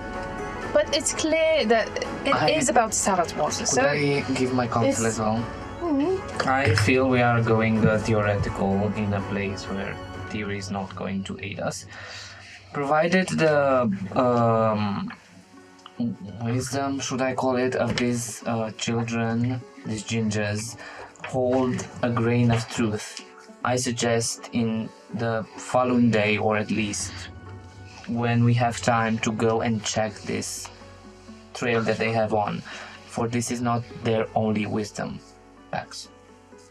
The crown is behind them. The queen clearly is looking out for them. So there must be a grain of truth under that. I'm afraid that is a logical flaw. You're appealing to the authority of someone else. That is not entirely guaranteed that just because they are in a position of power that they know better. You are correct in a strictly logical sense, but in a competitive sense, since this is in a sense a competition, matching their advantages at least ensures that we do not fall behind their performance by lack of those advantages. Which is to say, these gingers have caught wind of a magical test in the forest guarding the magical horses of some forest entity. And those that successfully guard for one day are rewarded with one of these very horses. Of course, in this story of the ginger, this was a young baby horse. Then again, he also spoke of time passing faster for this owner of the horses and the horses themselves, so perhaps they grow in a day to maturity. Who knows? But we know for a fact this is their plan. And one avenue could be to match their advantages by ensuring we also get them, even if we do not have a full picture yet of how they would be used. You also didn't hear the last bit, didn't you? And this is the first time Grace addresses you, but still with the hood on. No, I did not catch it. I will not question where you heard these rumors. I hear all sorts of things about court, but Grace can catch you in more than me, can't she? Sure. And she puts her head to her temple underneath the cloak. Inside check. Okay, you give me that I with would probably play disadvantage. Yes. Snitching on yourself, Jack. And then I'm a dirty 20. Oh no, that's a 2. with disadvantage. 16. with All of disadvantage. the. All of Because she has a hood on. Okay, it's a 14 only. 8. No, it's hood. No, it's not bigger than 14. Well, so with the 14, only you get this. She's clearly uncomfortable with something and she's hiding herself. Because you've done this a million times. Like pretending to have that laissez-faire effect, but you're actually hiding. Yeah, that's why I love a cloak. Yeah. And she says the second part of it was if you don't not succeed in guarding her horses, her herd, you get your head chopped off. And then if you get indeed foal, which is a baby horse, you might get one without a heart because she usually mixes heart for her baby horses. And what determines the number of hearts and apparently the speed of the steed? Exactly. What determines it? The speed. The number of No, hearts but- determines the speed. Yes, but proportionate. how many hearts to the horse you get? However much you can fit. How many hearts? Depending on your luck, this is what I understood. You could get one without a heart, which is worse than an ordinary one. This is And the child seemed to think it's a matter of luck. Can we buy normal horses and make more arts within himself? How much If we point have do you have? Castiel, I'm very poor, but 1, 2, 3, they smell like Mine gold. So it's half-half, suggestion basically. would be to go there, and I will put my faith in Sir Castiel's knowledge. I'm sure there must be a way for you to examine how many hearts the horse does. Depends. Do we want the horse to live? I suppose if he was going to take us to the end of the world, yes. That is. What do you define as a lie? Oh my At least for a few days, I think is the answer. can it be dead and be fast? Not. It is a complicated question. I feel like it's a yes or no question. I feel you don't know enough to have that assertion. So, as I point. understand, the plan is to go to this old woman. Is not a plan, is one avenue. A suggestion. So, a suggestion. Plan A is to go to this old woman, guard the horses, win some falls. Did I say that correctly? Had Castiel investigated, they have 3 or more hearts, and claim them as our prize, and then ride them into the sunset. Correct? May I mention one thing? The number of hearts does not determine the speed of a horse. I understand biologically that is the situation, but apparently the magic of these creatures corresponds to the hearts, not so much the biological I capacity. just wanted to say that so that, you're not disappointed. More rather diseased than fast.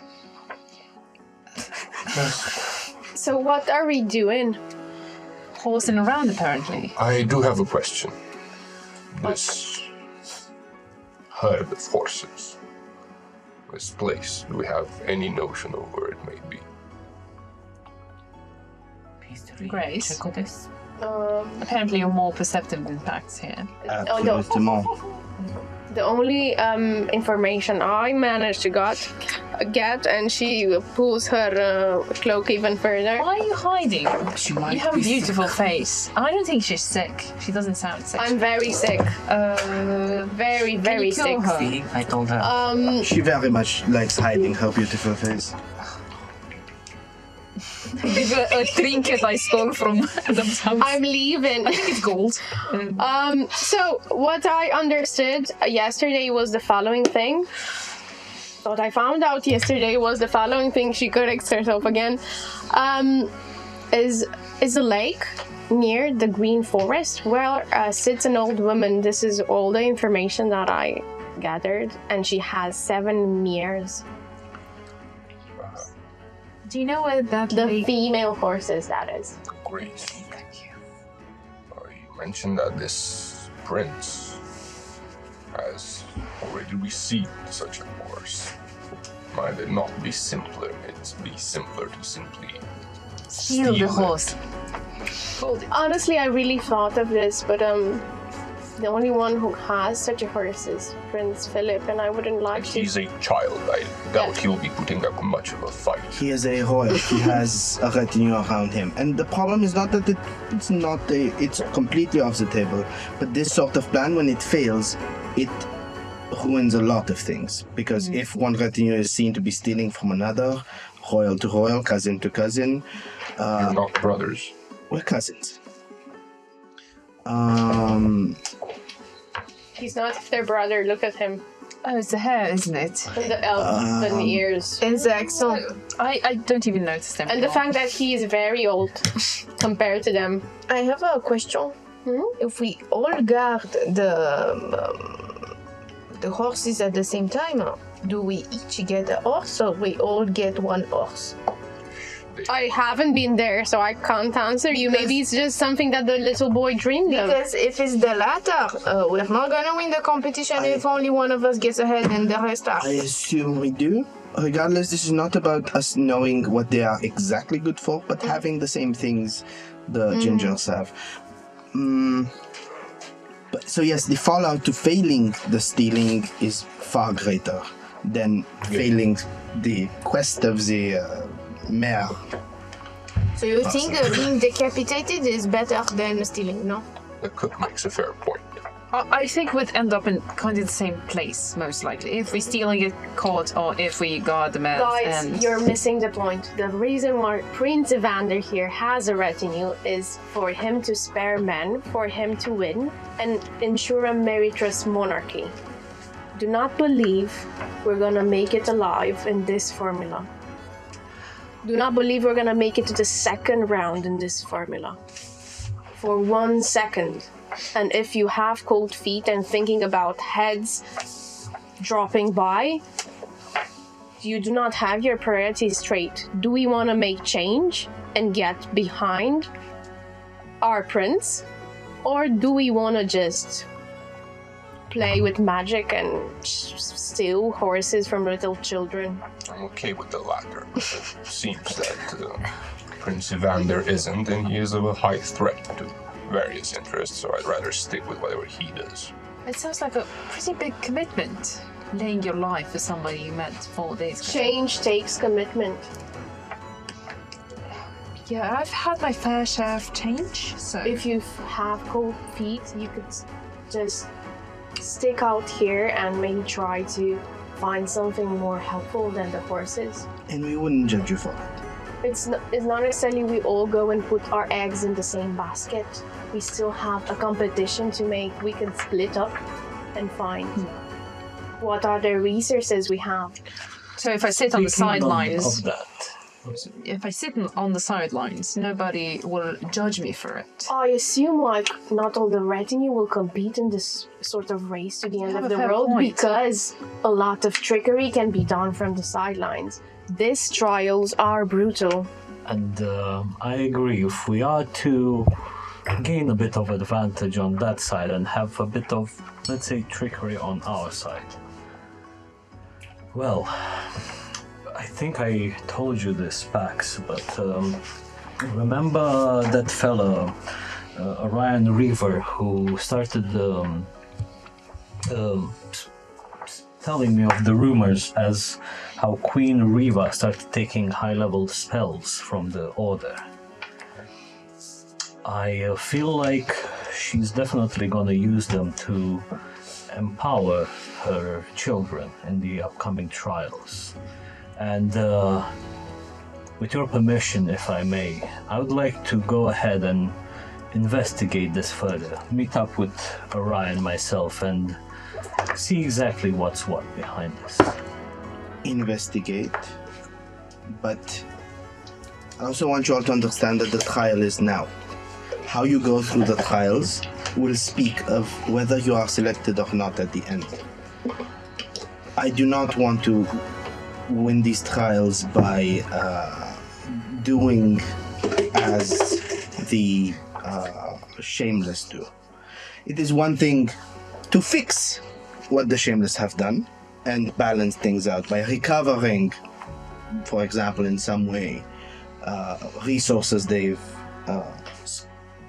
hoarded, but do not do the opposite. Do not do anything your family would be ashamed of.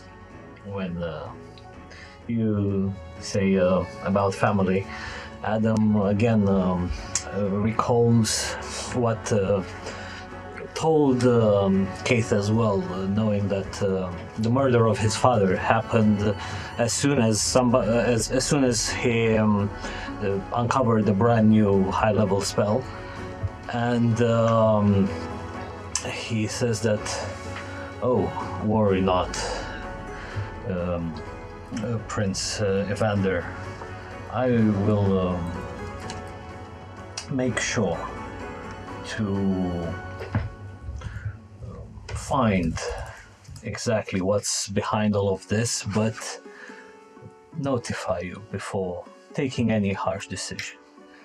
I will do my utmost to keep secrecy in this matter. But again, if they are to imply, if our opposition is to imply such trickery, you're gonna need a helping hand. I might, of course. Just that, while not using trickery ourselves, at least stop them from using it. It would still give us an advantage." Très bien. Agreed. Now, as for this matter of the horses, I want to explain that it's not just a matter of me not wanting to steal from little Philippe, but we know that guarding the horses is something Philippe was able to do. So we know it is easier, comparatively, I'm sure, still hard, still decapitatable,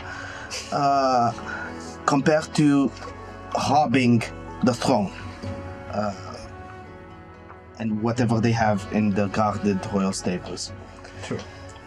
And if this trial, if this quest by the lake in the Green Forest does give a reward to each guardsman or woman, then I do think a few of us should also attempt it, in case that is the case.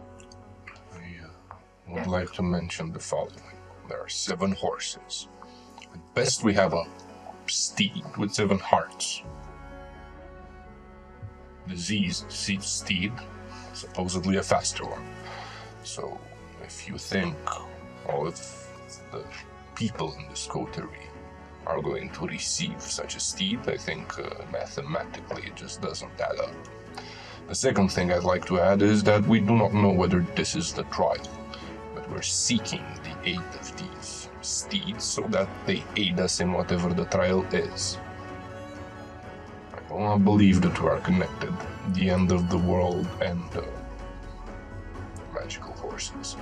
They are not intrinsically connected, but they are a means to speed in a trial of agility, which may in this case mean a trial of speed, since we have to get far and back within a day. What if we split for different purposes? Some of us go and try to win some steeds. Some of us go try to bring back higher power potential magic.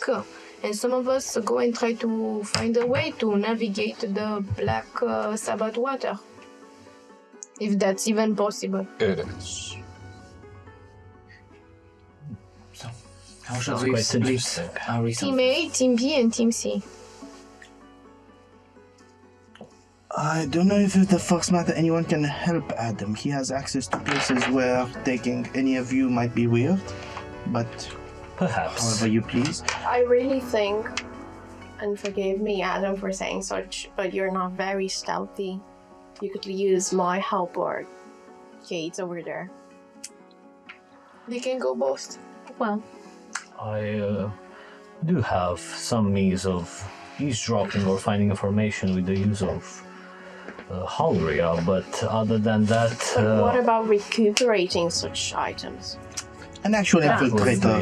be- I've been doing that my whole life, so I might be able to assist with that. And then what I propose, if you grace me your grace, I would go and try to take the steeds myself. I don't know if someone else wants to join me.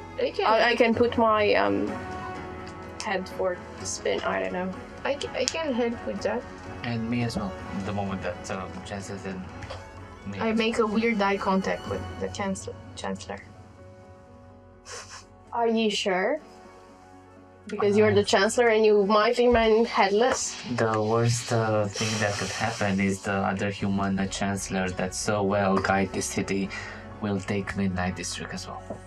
It's a win-win for everybody, right? Agreed. Plus, we can bring him back like we did last time. And she blushes. I don't think it works this way.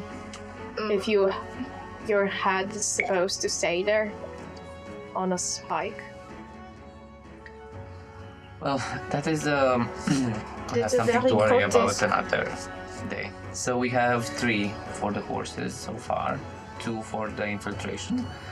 Castiel and Is the third notion that of sailing even worth considering? Even if you would agree on what the risks are or aren't, that would not be fast, would it? Depends. It could. She seems to have an idea and to be very stubborn to try it. How so? Personal request. Very well. What would you need to be able to find out if you can find a fast route down the river of death Meat.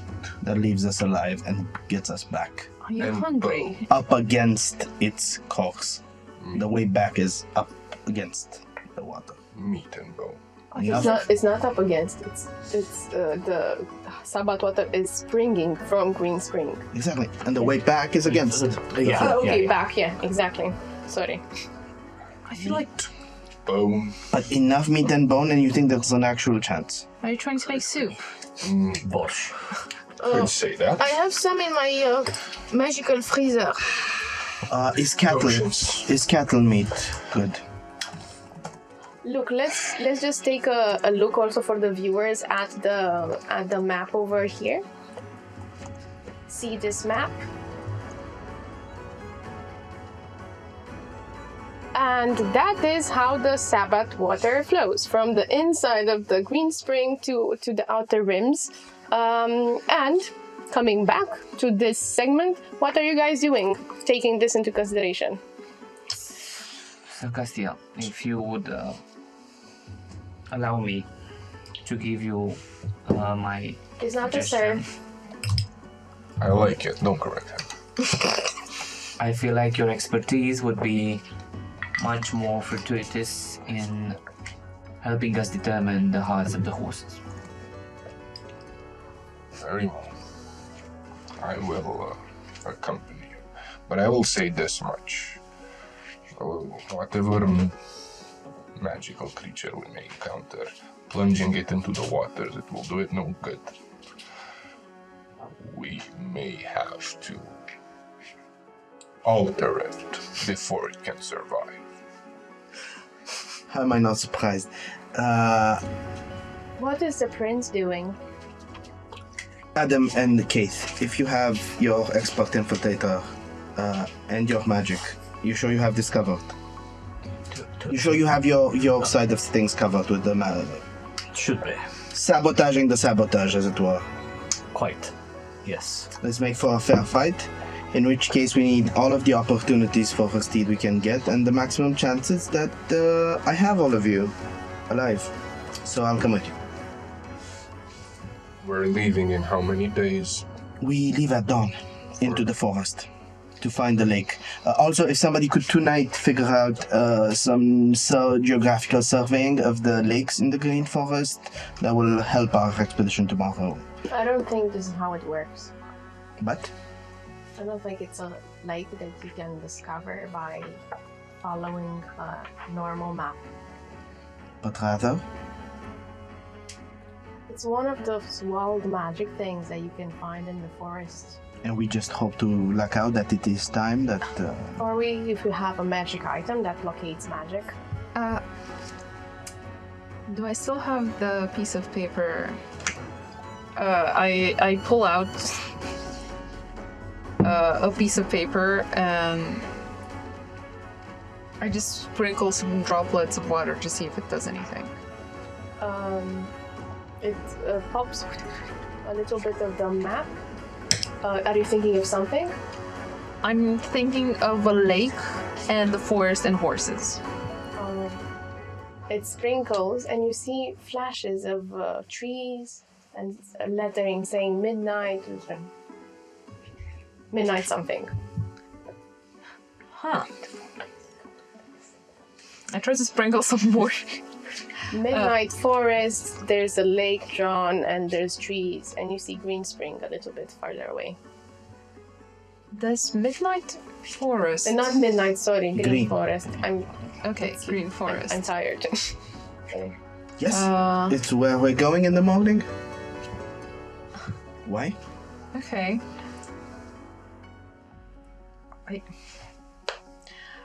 I don't know how this... All you people have magic. We are kinda the hell out of that item. Just you two. And maybe Caskill. Give me an Arcana. If I'm to examine this item, I will take out the flask, take a little sip of it. You'll see Castiel's eyes flash a bright yellow for a second. You're no longer colorblind. No, you know what? Not an Arcana. Give me a religion. And I think you that would still be do the same more important. It is a 17. Dirty 20? 19. 17. So as you look at it, you pass it. Adam, you can also give me a religion. You pass it through Jen's face. You can't see anything on the map. Just use identify. No, religion. This is for something else because it doesn't work like this. I need to show the daggers. And then it passes through you. You don't see anything, and then it passes through all of you. Because you're above a 15, you sort of feel this motherly embrace. And it's because of your past relations with hebdomads and with Mercury in general. How much? Religion. It's low. It's like 8. But wouldn't I know of this from the tales? From You would know from it, but you can't read it. Oh, it doesn't read it. show Okay. to you. Yeah. So I know only of it, you but... three, from now on, Okay. can see what's on the map. And you feel sort of this warm embrace, like a mother's hug, if you know it. Just guiding your eyes to see on the map. That's the path is shown. Kate, will you be willing to lend us this? If you promise to give it back. I don't even know if I have any use for it other than this is a reminder that I shouldn't probably be stealing anything because this is what got me here in the first place. But yes, if you can read this, that's fantastic because I don't want to go with you. As Leo extends his hand and puts his hand intentionally on top of Kate's, and this is what makes us move forward now. You are helping us, Kate. I feel useful. Well, That's lovely. Did you get a map to fate? 437 years ago, I walked into the wrong tribe. It was 4 days ago, but And this was? Who had it? How did it end up yours? Okay, so it was a beast folk clan thing, and me and Yarek thought it was a good idea to go and loot them. I have no idea how they got in possession of this. Right. But this guided us to the Tomb of Time, which got us into this mess. So, Convenient. use it. Actually, very convenient. Thank you. And by the way, I got a visit from Mercury this morning. Excuse me? Yeah, I forgot to mention that. Don't worry, But she was I nice. intend to find out the reasoning behind this. Why she seems to have the favor of the Ashram. I'm special. Yes, Can you believe if you that? can look into that alongside your endeavors. Definitely. That's not how that No. Normal? Yeah, thanks. Oh, at least I didn't get the curse this time, sorry. I mean, It's okay. I'll be holding on to the map. Also, okay, I thought. Sure. Please bring it back. Yes, it will be safe with me. I trust you. Put it in the inside of my coat, and you see tiny hands coming of reach. Gonna drag it inside. But so you grab it from Leo's hand. We were. I will take this now. Just it's yours. I don't want confrontation. Thank you. And also, you should probably somehow find Castile's money. Interest. yes, I think that would put me up to like 400. Well, 200 my I remaining. It's I no think wonder you I- failed your studies. yeah, I don't think you know math. I was thinking of the initial sum, but then I deducted the 5%. 200. Well, It as I doesn't said, matter. I would add We're gonna extra. settle this off screen. Yes. So, what is the plan? Relax tonight, have a good time. Rest well, because in the morning we have some horsing around to do. Oh, you did like my joke. I love it. And quick thing, it's that I'll go a bit to the side, just me and Jen, pull out the globe, now seeing it shining as I've fueled it with some spell slots the night before. Interesting piece that Solis made here, I have to say. Oh, thank you. There is some interesting reasoning behind it, but I'll let you have it. Thank you, and I pocket it. And I'll say no, unless you're ready to share. Now I owe you a favor, and she winks. As you go to sleep for the night after this copious dinner with desserts and whatnot, do you wanna like say what you prepared for the rest of the dinner? Yeah, sure. We had the foie gras amuse-bouche, we had the lobster bisque, which is a kind of soup thingy, and then we have steak accompanied with truffle mashed potatoes and haricots verts. And for dessert, of course, we're gonna have a chocolate souffle, a midnight chocolate souffle, with a Extra dark. scoop of black orange sorbet. I think my bottoms of the pants that I have would quickly pop off. It's so much food. See, that's why I'll wear tights, because they expand. They're great. Thank you, Jen. That's lovely. I haven't eaten this much food in all my life, put together. Thank you. I hope you enjoy it. Excellent. Congratulations. And I'm looking very angrily and frowning at Castile. It was too salty. The meat was undercooked. Well, I like the peas. you blessed it with your weird magic, so you made it salty. I think I may have just, made it in such a way so that your foul hygiene will not affect you. How dare you? It's very weird why you're with us. I don't know.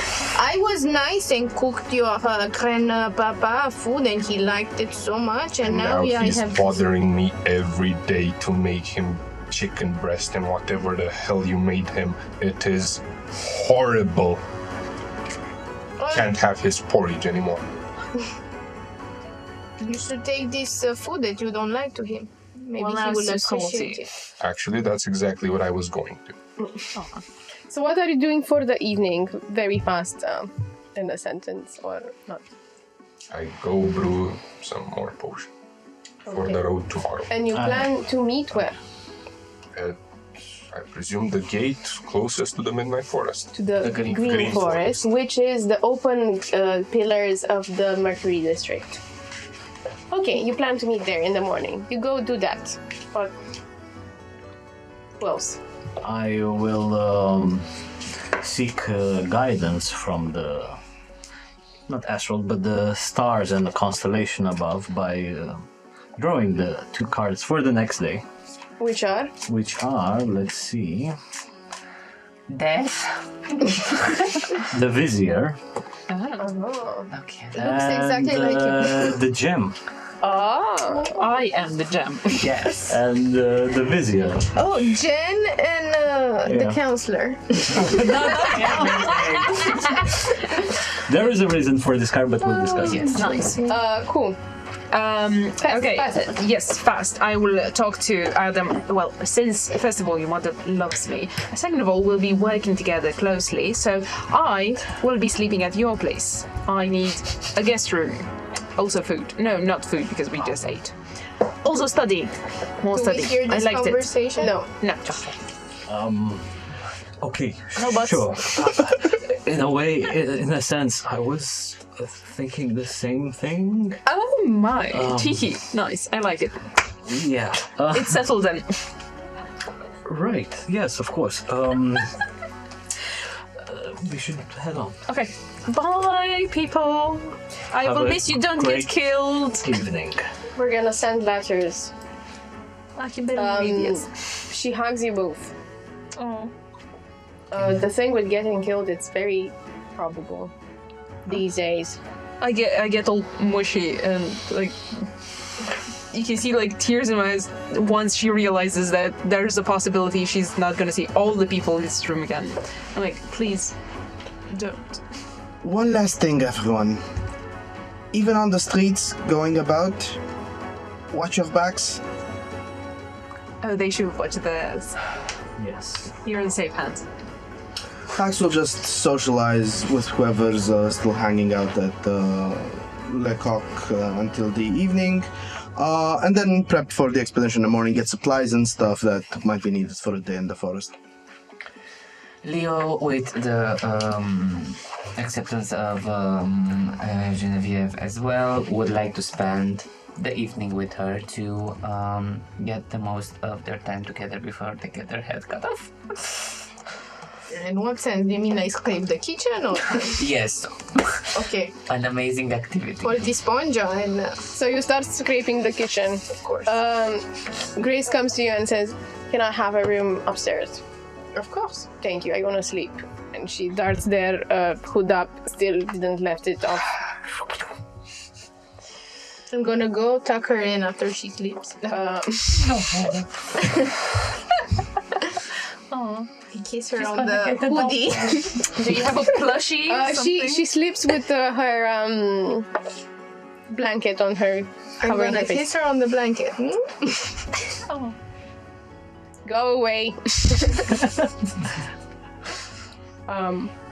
Okay, so settling in next morning. Perhaps you go to the royal domains or there. Grab a room there since already there. Oh, we have royalty at Le Grand Groupement, and I'm gonna make like a poster and put it in the window. You make the poster. Hugo claps. Great, go. And after this, a new morning comes. It's the dawn of the Jovis day. It's a Jovis. It's a day of full of magic and hopes and love, and this is how you celebrate this astral, plus minus other things.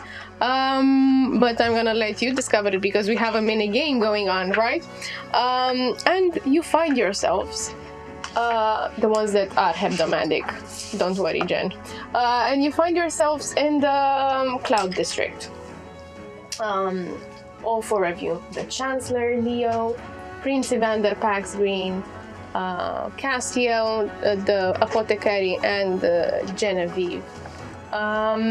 So, at first light, you start marching forward. And you march, and you march, and you march. Do you talk on the road? Plenty, I'm sure. Yes. About what? in general? For me, it would for Leo would be like to reinstate the danger that these challenges pose, but at the same time, the danger that we pose to the crown itself. So the idea that we must be wary of different enemies, and he just wants everyone to be safe, and sticks really close to Jen.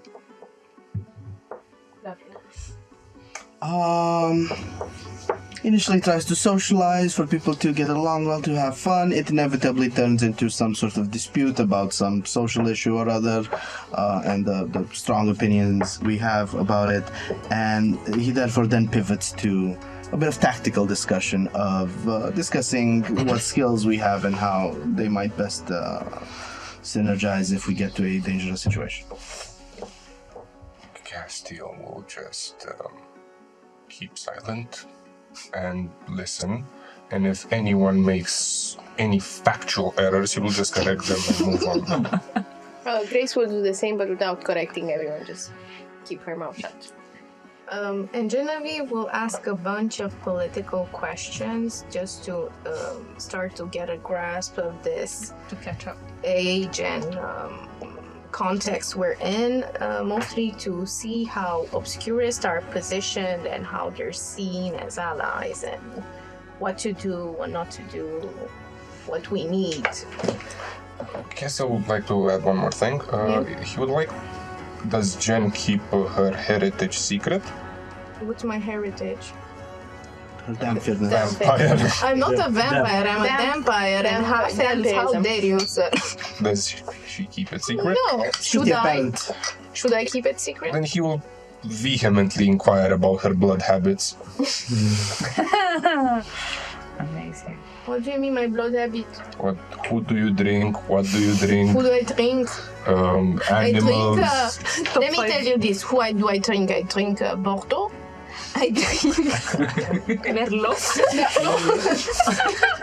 no, some Pinot Noir, parfois. See him make a note. Who is Bordeaux? Who is Merlot? Where does he live? Are they alive? No, but you get the general idea that she only consumes animal blood, and she likes and brags about inventing cooking with animal blood. He would look at you in stupor and just simply ask why. Well, I need it. I need it to feel complete. And have I told you the story about the ketchup? And you hear a repeat of what I said, like the ketchup's going in. And as you go and discuss all of this, you see a small dot just bzzz, bzzz, Small. dot. A dot. It's a dot, sort of a dot. Bug, maybe. look at small dot. Give me a perception. Everybody can know. As you get inside the green forest. Dirty 20. How do I have disadvantage at perception? Oh yeah, because it's day. It's day, yeah. Ay, Dios. You also have... no, it's not You midday. told me- It's not midday. He's a draw. No, that doesn't matter. How much? Dirty 20. I don't perceive things. Okay, so you're the only one who goes near, and you see a mosquito just bzzz, flying, and the mosquito passes your ear, and you hear with a dirty 20 this: Zel takes me to the forest lake. I will bring you good fortune. I am the emperor of mosquitoes. Castiel would snap a command, and from under his cloak, another flying creature would come. It would look, again, sort of humanoid, What? with wings, small hands with talons, and it would try and grab the mosquito. Harming it or eating No, it or no. Okay. It looks like a gruesome abomination to our eyes. Yes, and it came from literally under the cloak. Give me also nature. Nature. Nature. Weapons are grasped. Shields are braced. Give me a nature. The creature. 22. 22. With a 22, after the creature grasps it, because the mosquito zzz, it flies in such an array of a pattern, doesn't have strength. And with that roll of nature, you realize it's dehydrated, because right here, near the cloud district and near the settlement. It's rather dry. The sun is going up the sky, and it doesn't. It's not humid enough. I will fetch a potion vial. Put some holes in the top. You say it's dehydrated. Prick my finger, drop a few droplets of blood inside of it, and have my familiar place the mosquito inside and leave it to. Do we? What the fuck is that? I smell blood. It's Castiel's. It's a mosquito. No, after it. Oh, that is. I'm not sure what it is. I tried to make it vaguely humanoid. Did I succeed? Well, That's very offensive. is it a person? Oh, no. He laughs. He's the first time you hear me laughing. No, it's not. It's not even alive. Is it? That's not better. It's not alive in the classical sense. It's Remember, Prince matter. Evander, what we talked about acceptance. It is under your control. Oh, yeah. I cannot do anything without me ordering it. Of course, we should all be graceful. That's why you keep it hidden. What did you take it out for? Well, this is gonna sound completely crazy, but I heard a mosquito talk to me. And I thought, well, if it talks, what else could it do? So I captured it. It may be a bit dehydrated, but we'll see. Is this why you cut yourself and put the blood? No, it would be hydrated as well. Mosquitoes like blood. It's common knowledge. Are you technically related to mosquitoes? Maybe. Won't you check if I'm dehydrated? His eyes widen. Yes. Can I Can you what? check Check what? if you're dehydrated? This is a jest. Please don't touch me. I can respect that. May I touch your weird abomination? I've not had people touch it before, sure. I'm gonna touch it gently on the skin and make an infinite sign on it and say a prayer in Latin and say something like, please obscure, make this creature I try to beautiful." interrupt it if I catch this. I will interrupt it as well. So what do you want to do? Like keep it at it while they try to interrupt it? Do we make it Hey, around? hey, Jen. No. I would make the creature fly. Do you want the... not the... Do you want obscure to punish us? That's not your to sanctify. Hey, let us not. Should I pretend not to see it? We're gonna have to pretend not to see a lot of things, given your This is why we're ahead. beliefs. That's how tolerance works. It sucks. Yeah, isn't it? Welcome to my life. Well, not really, but sure. And you walk the whole day. You're starving. If It's there's a warm. talking mosquito, we get to the bottom of that, though. Okay, please do. What? What? Mosquito what? You see the flash mosquito inside of it. It's feasting on You its still blood. hear it speaking? At the moment I hear it slurping. Okay, see if it talks to you. I'm gonna maybe... Hello? After it's done drinking, see if it talks to you. This is the first time I get out of the city and a flying mosquito comes to me. Let's take things slow. 10 minutes later, we check again.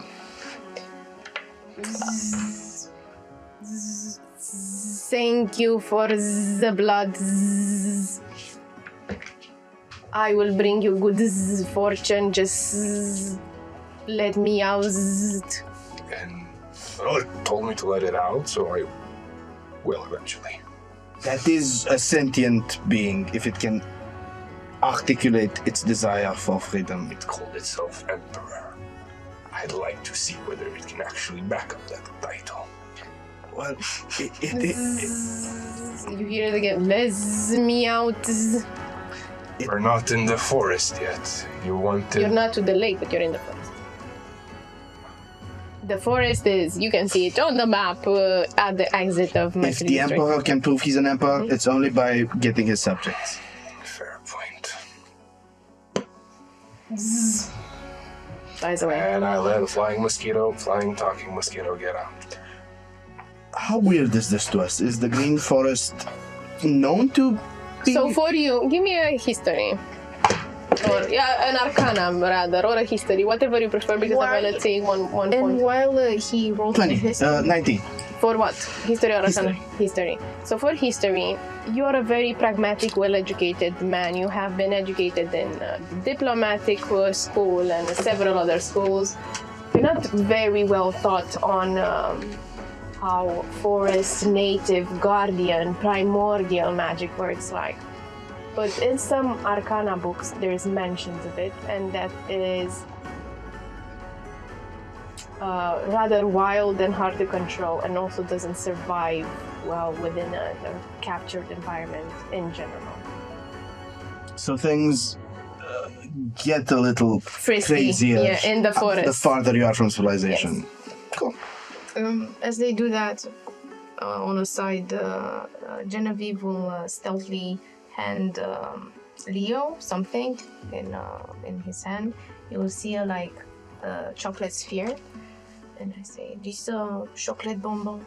If you eat it now, you'll get 2 temporary HP."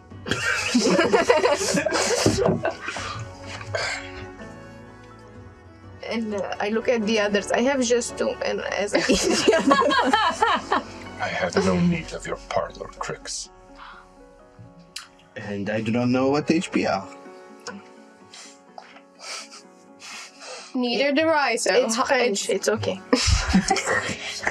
It's Elvish, it's okay. But going forward, you walk the whole day, it's midday, then dusk. And almost at dusk, you're very hungry, very tired, the map is pointing you towards the way, you see the lake passing by. And as you focus, who is holding the map? You're holding the map. As you're, I'm just gonna show it to everyone. as you're, no, not everyone can see it, only you three. To us. As you're focusing on the destination, you see it getting closer and closer and closer. And you reach towards the evening, which is the light, the evening, the starting of, let's say, midnight. You arrive at this ugly, ugly shack. Oh, he was not that ugly. Covered in dung horse. What? It's an ugly shack. It's a bordel, you know, the undergrowth sort of covered in dung horse, shit horse. Horse shit. Shit, horse dung. Horse dung. Horse dung. Sorry. That's Vampire what I was- English. Shit horse. Horse shit. Horse. Horse No, it's shit horse. horse dung. And there is no fence around it. You see them as you're arriving at a fair distance. 7 long, sharp stakes. And 6 of them are holding each a head impaled on them. And the 7th is without a head. And it's swaying in the wind. And as you get closer, and it sways, you hear it murmur something. And with that, we reach the end of the episode, and you're gonna see what happens next time. Thank you so much for sitting with us and reaching the end of the episode. We're gonna come with more surprises and more pizzazz next time. Thank you, Rolling Hills Craft, for the discount code, Dicesylvania 10. Thank you, Serenscape. Thank you, Pixabay.